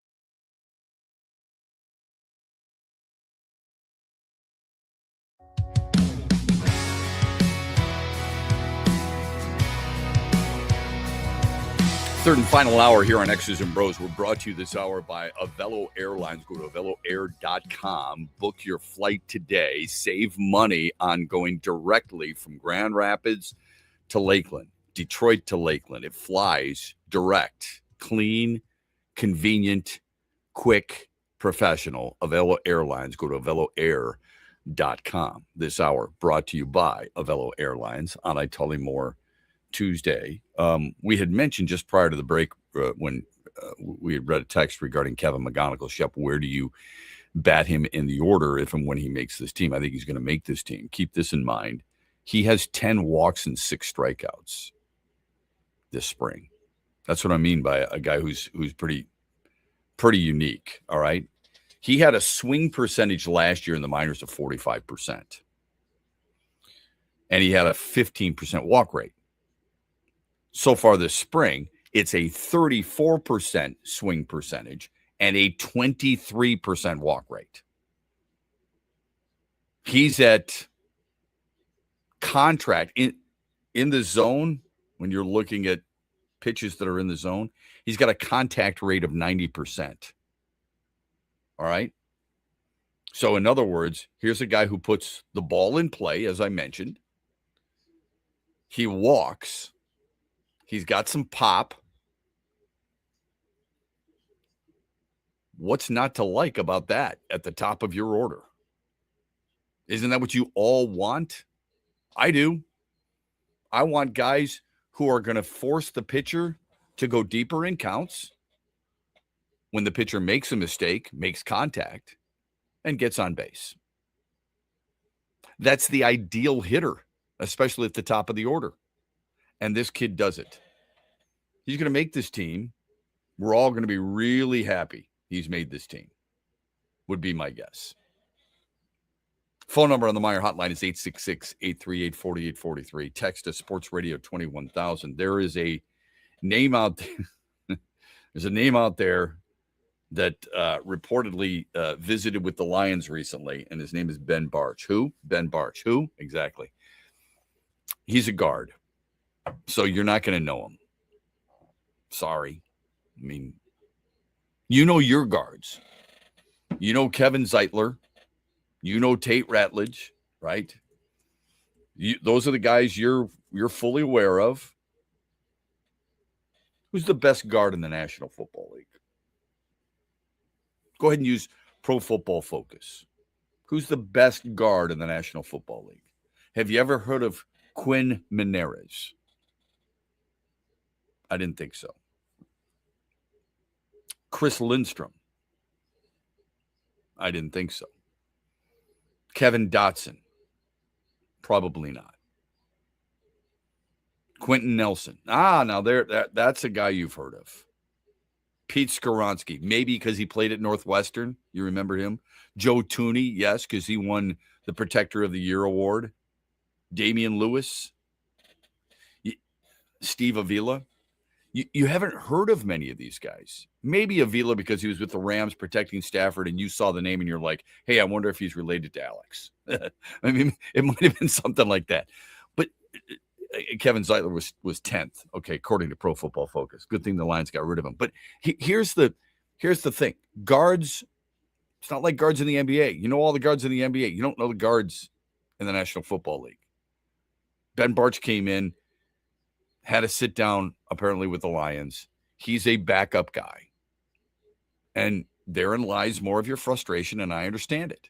Your frustration is, I want starters. I get it. What did I tell you at the end of last season? I said, in order for this team to be good, in order for this team to be Super Bowl bound, their young guys have to be really good. Tate Ratledge has got to be really good. My guess is it's either going to be Christian Mahogany or Miles Frazier. He's got to be really good. They can draft another guy, whoever it may be, Caleb Lomu, as a tackle. He's got to be good. Terry and Arnold's got to be good. Enos Rakestraw said he's been healthy since December. He's got to be really good as a backup corner. When you miss on guys that high in the draft, you set yourself back and you leave yourself scrambling. That's why they've got to be really good. Ben Bartch would be additional guy and would compete for a lineman position. He wouldn't be your starter. If he outplays Christian Mahogany or Miles Frazier, one was a 4th-round pick, one's a 5th-round pick, then your scouting department hasn't done its job. Simple as that. It's not like he's going to beat out Tate Ratledge. The right side, if you kept Penei Sewell on the right side, the right side of your line is set. You feel good with Cade Mays at center? I do. You feel good with Tate Ratledge at right guard? I do. You feel good with Penei Sewell at right tackle? Who wouldn't? What do you do about the left side? Well, you can move Sewell to left and then draft a right tackle. I wouldn't mind that problem, or I wouldn't mind that situation. Hopefully it's not a problem. Bartch would just be a guy who could rotate and compete with a guy like Christian Mahogany, Miles Frazier, Juice Scruggs, Larry Borum, more of a tackle, Giovanni Manu, all those guys building depth on your offensive line, just in case. Let's go to this on YouTube. Shep, I'd bring Williams in over Decker. He has a higher floor, still draft an OT, offensive tackle, and have him learn under a future Hall of Famer. It will be a cost a little bit more, but if the offensive line is the engine, it doesn't get much better than that. I think most people would bring in, and thank you for that, Mr. Dude. I would bring in Trent Williams too. I think Trent Williams wants a multi-year contract. At age 37, he wants more security. Can't blame him there. Not sure I would do that. In fact, I would argue I wouldn't do that. What I would do is I would move Penei Sewell from right tackle to left tackle, and I firmly believe he'll be among the best left tackles in all of football. And I would draft a high-end right tackle, a guy who is a plug-and-play guy. And there are some guys out there who you could do that with. And I think you're in a position where you could get to that. That's what I would do. And again, this is not an indictment on Mr. Dude by any stretch, but we want the name. And I get it. I'm not saying you're wrong there, but it's going to cost you more than $10 million for Trent Williams, and it's going to cost you a multi-year contract with him. That's part of the issue. But I appreciate that very much. It's good stuff. Via text, you can text us Sports Radio 21,000 anytime you want. Shep, I only bring up Alex Anzalone and David Montgomery because they both took to social media before they left and basically took some shots at the team. If you see Alex's Twitter, he took shots at the Lions video team. Yeah, I saw that. I thought it was pretty petty too. I am not going to associate the Lions Twitter handlers with Brad Holmes, Dan Campbell, and the culture of the Detroit Lions. Sorry if I'm not willing to go that far. To me, that's a massive overreach. That is somebody searching for a way to dig at an organization that has frustrated them their entire lives. And they've frustrated me too.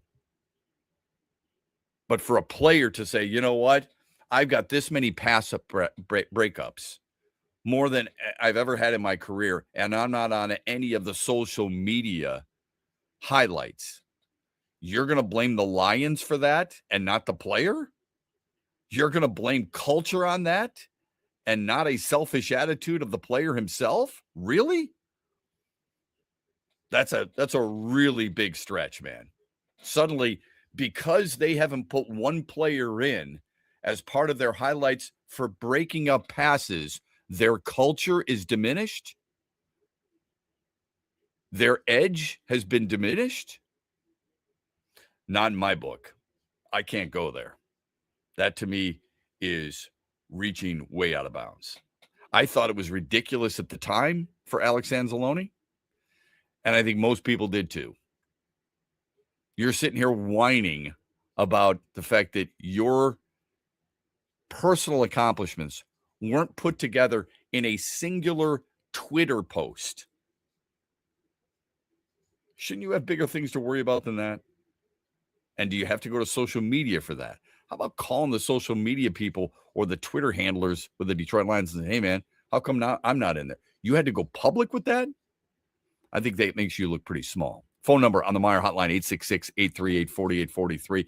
We're back after a brief timeout. This is X's and Bros on a Tullymore Tuesday, and we're brought to you by Avello Airlines and AvelloAir.com.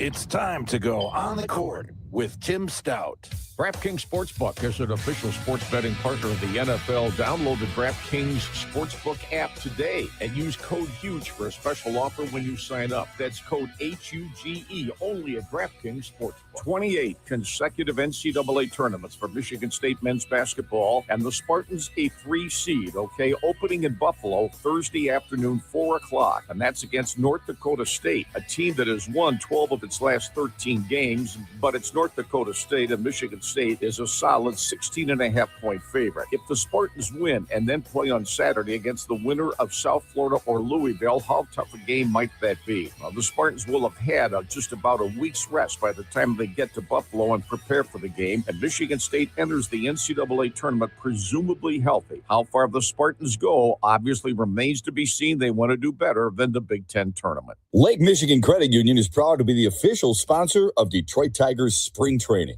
Get to the ballpark today and enjoy family fun. LMCU is providing tickets to winners who enter our Tigers Tuesday contest. Text the word Tigers to 21,000 and register for tickets today. And listen to The Huge Show to see if you're a winner. It's brought to you by our friends at LMCU. You'll love banking there.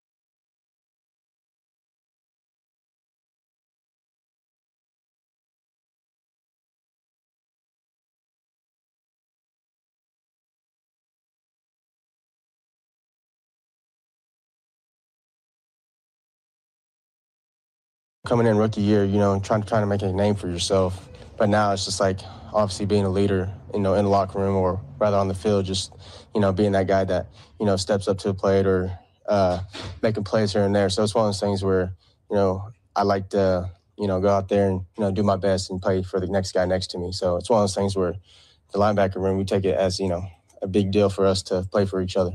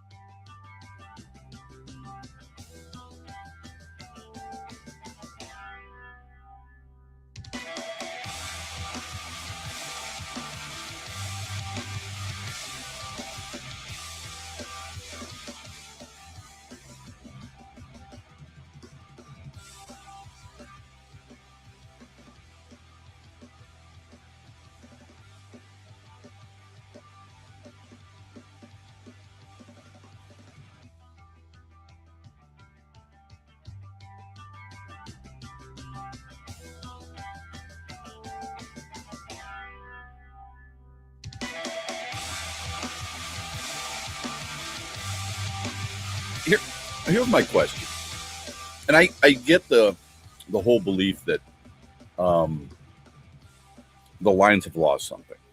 I understand that they have. You don't go from 15-2 to 9-8. You don't go from first to last without losing something. So I get all that. Why is it that a player like Rock Ya-Sin, and we played it earlier in our show, comes back and talks about the culture of the Lions? Why is it that certain players re-sign here and rave about what this team is all about? Isaiah Pacheco, as soon as he talked to Dan Campbell, this is where I wanted to be. Cade Mays, I want to play, I'm paraphrasing here, big boy football. This is what this team does. Why do we think they've lost? I shouldn't say we. Why do some people feel like they've lost culture, they've lost grit, they've lost their identity, and other players are coming here and going, this is what I love most about this team, their identity and their grit. We are taking players like David Montgomery, Alex Anzalone, Taylor Decker, and seeing that they want out and overlooking that other players want in. And by the way, let's keep this in mind. It's not like they're overpaying these players. This is not a Pudge Rodriguez situation where you're like, man, you spent a lot of money on a guy who maybe past his prime. Nobody else wanted him. Others did want him. Others happened to say, you'd be a good fit here too. But they chose to go to the Lions. Isaiah Pacheco told us that at his press conference. Other teams reached out to him, including the team. Now, granted, it was probably for a little bit less money, but it's not so much of a difference that it makes you say, there's no way I could pass this up. He could have stayed in Kansas City where he won 2 Super Bowl rings, but he chose to come here. So you tell me, why in the world is that not the focus, but the focus is more about the guys who left? Final results of the poll question from yesterday. Who wins the national championship? We didn't put the 4 1 seeds. We put 3 1 seeds and then other. We didn't just take the top 3 1 seeds. We took the 3 teams that most people view as the best in America all season long. Arizona was atop. Michigan was atop. Duke finished atop. Duke beat Michigan. Michigan played a tough schedule. Duke played a tough schedule. Arizona played a tough schedule. 3 really good basketball teams. Nothing against Florida, but I think there are some who would contend that Houston and Iowa State and UConn and few teams of that ilk are as talented and as dangerous as a team like Florida. So we put those in the other category. That was the question. Who wins the national championship? Is it Michigan? Is it Arizona? Michigan out of the Midwest, Arizona out of the West, Duke out of the East, or other? Brett Hayes, what did most of the people think of that poll question? 54% of people thought it was Michigan, or thinks it will be Michigan. Well, my guess is there's a lot of people who feel that because they are fans of Michigan. What was second place? Arizona with 19%. Okay. Not that there's a wrong answer here. It's a belief, right? It's who you see and who you think is really good. I think Michigan's really good. Obviously, Duke is too, but the injury bug that has,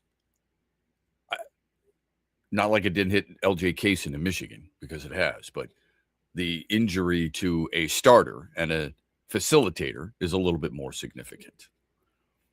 Florida probably just has not been a team that enough people have paid attention to. Okay, so that's one. And then the other is, of course, as we mentioned, Arizona, a team that every team's going to stumble every once in a while. Arizona is as complete a team as there is out there. I will say, I think Michigan's deep. I think they're big. I think they're really strong in a lot of different areas and can hurt you a lot of different ways. And it could be one of those situations, too, where you and I look at it and we're like, okay, well, because we see them so often, we see their warts. Be honest. How many games did you watch Arizona play this year? So I think that has a lot to do with it. It has a lot to do with the fact that you've watched this team all season long and you've seen when they've been weak, even though it hasn't happened very often. Even in some of their wins, like the Nebraska win at home, the Penn State road win, those are games where you look back and you're like, are they really that good? Thanks for voting. We've got another poll question up for you right now. Vote as often as you want. NBA power rankings. We do this on a pretty regular basis when it comes to a lot of the different sports teams. Of course, we did it during the NFL season. We'll do it during Major League Baseball every once in a while. NBA, maybe a little bit more important this time of the year. It's a belief. CBSSports.com. A lot of websites do it. I just happen to go to CBSSports.com this time. They've got the Thunder at 1. That's not a surprise. Shai Gilgeous-Alexander breaking Wilt Chamberlain's consecutive game streak of 20 points or more that now has reached 128. The Spurs at 2. They had 7 straight wins. But they also blew a 20-point lead to Denver. That's not surprising. Both teams have more wins than the Pistons. Celtics at 3 is a little bit surprising. Boston took OC to the wire on Thursday, even without Jason Tatum or Derek White in the lineup.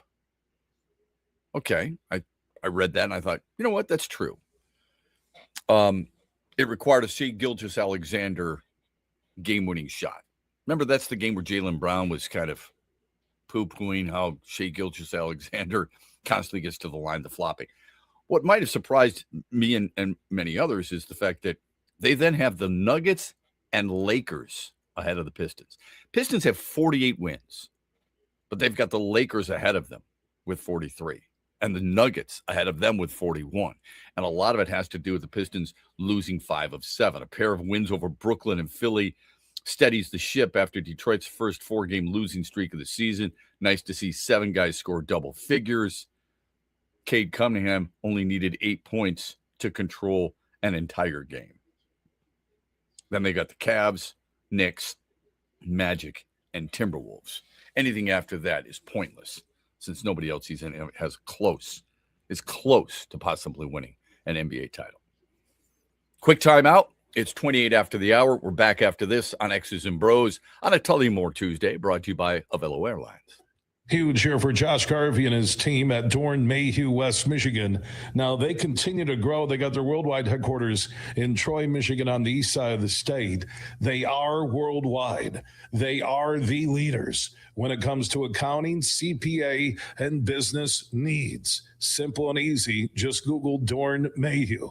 And also, Josh Garvey joins me every Tuesday as we talk hoops with former Michigan and Cleveland Cavaliers head coach John Beilein. Tuesdays, 5 p.m., Josh Garvey, Coach Beilein, and myself, we talk Michigan, Michigan State, and the Pistons. Talking hoops happens all the way through the NBA Finals. And could you imagine if the Pistons are in the NBA Finals? If you ever have a hoops question for us, you can drop it at Huge Show on Twitter, The Huge Show on Facebook, and Talking Hoops every Tuesday at 5 p.m., presented by one of the world's top accounting, CPA, and business firms, Dorn Mayhew. The Freddie the Pizza Man Foundation is dedicated to providing support to families and Michigan schools touched by autism. We invite you to join us in supporting these families and schools by making a donation at freddythepizzaman.com. With your donation, you can help provide essential resources that can make a real impact. Visit freddythepizzaman.com to make a donation and to learn more about the foundation's mission. That's FREDI, thepizzaman.com. Together, we can make a difference. You are listening to X's and Bros with Matt Shepard on the Michigan Sports Network,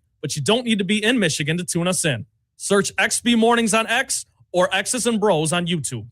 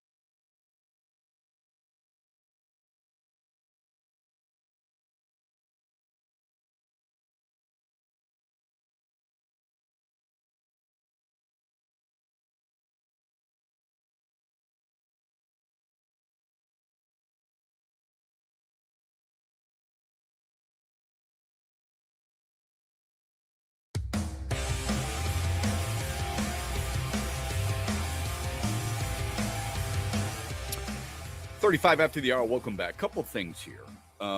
First and foremost, with the WBC final taking place tonight. Now, the way they started the pitching staffs, Paul Skeens would have been in line for pitching the game tonight against Venezuela had Tarek Skubal had more than one start. Because the way it was lined up, Tarek Skubal in all likelihood would have pitched against the Dominican Republic. And then Skeens Saturday. Instead, Skubal pitched in a spring training game the day before and threw 61 pitches. There is a raging debate right now on whether or not Skubal was justified in only pitching the one game against Great Britain. Why you'd throw him against Great Britain and not hold him later, I don't know. Maybe there was a concern that, you might get upset earlier in the tournament. Oops, that did happen against Italy. Did they really need Tarek Skubal against Great Britain? You sure weren't rolling the dice and saying, well, we're going to get to the championship game and that's when we'll pitch him. But you would think with the depth of United States talent, they could have gotten past pool play without throwing the best pitcher in the world. That's neither here nor there now. He was in the dugout the other night because you saw him on camera talking with Paul Skeens and talking with Brian McCann, one of the coaches for Team USA. My question would be, the debate right now on social media is Tarek Skubal being selfish, or is he being held back because of his agent? And the argument to that is, well, first, worried about injury, as in, being selfish. Worried about injury is ridiculous.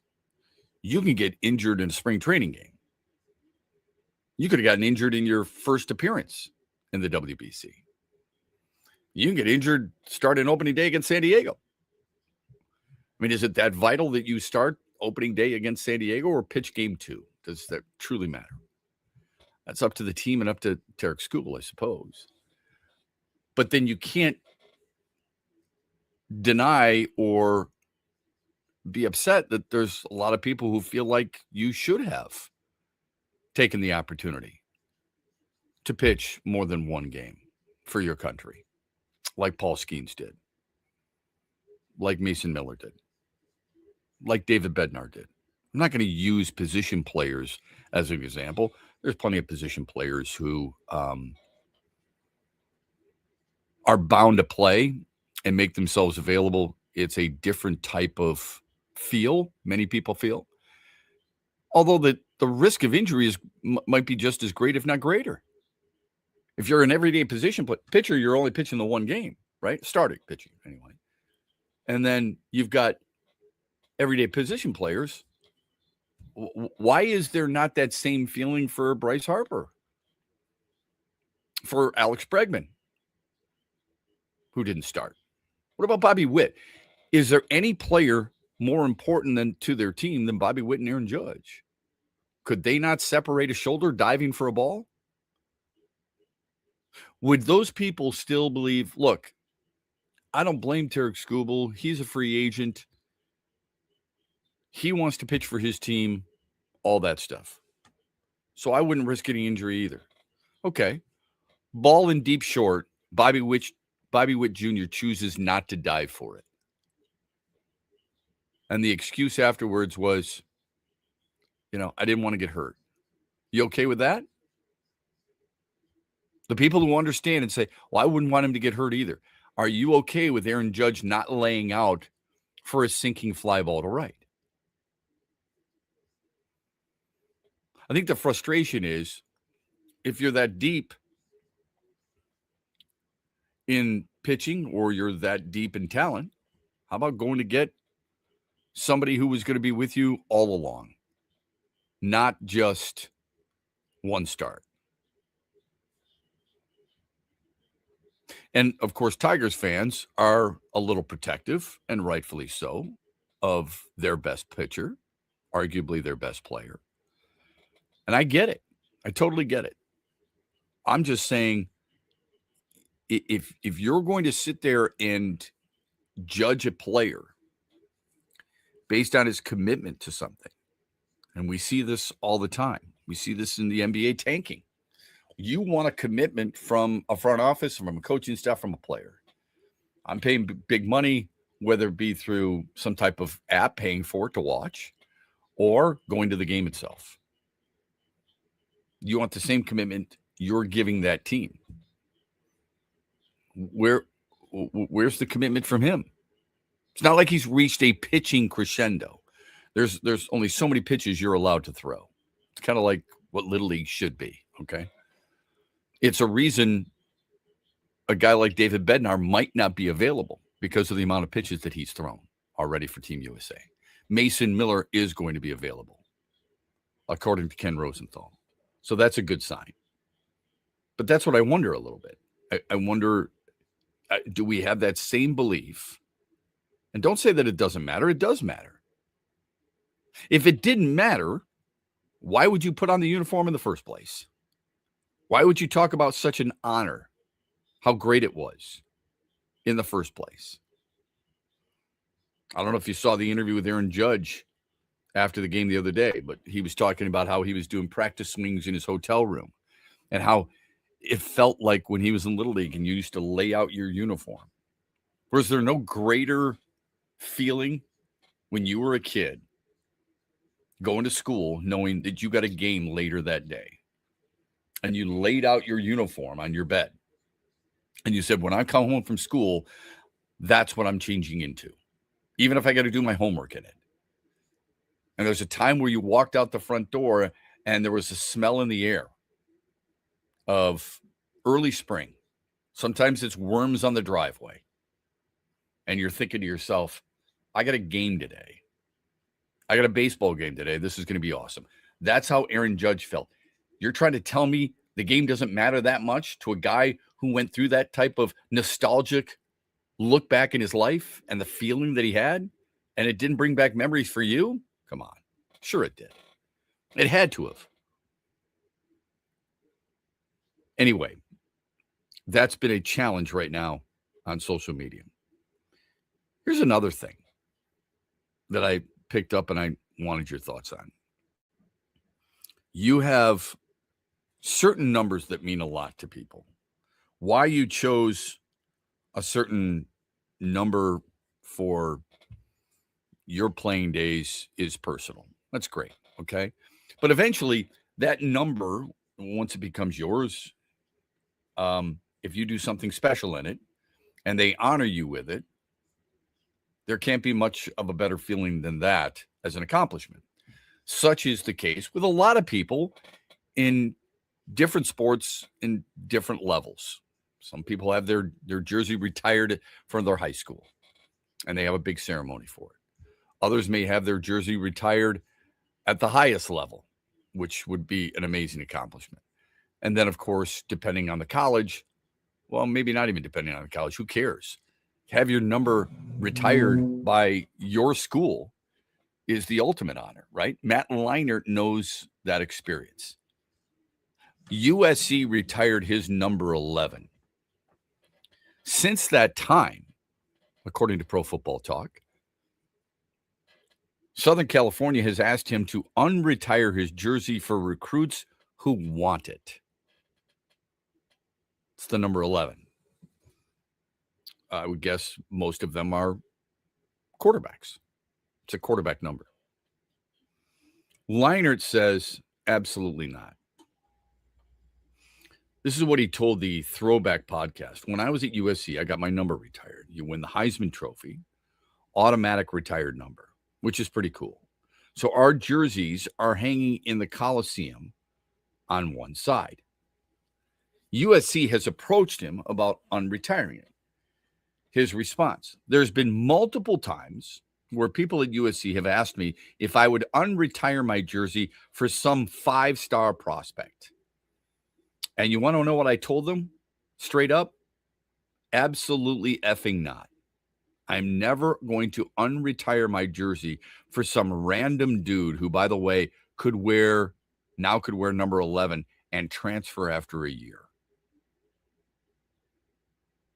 Now, keep this in mind.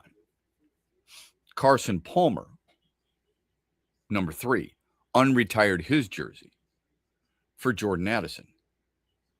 Leinart just says he wouldn't do that. He'd make an exception for his son, Cole, who's a freshman quarterback at SMU, or maybe one of his 2 younger sons who wanted to wear number 11, but that's about it. How do you feel about that?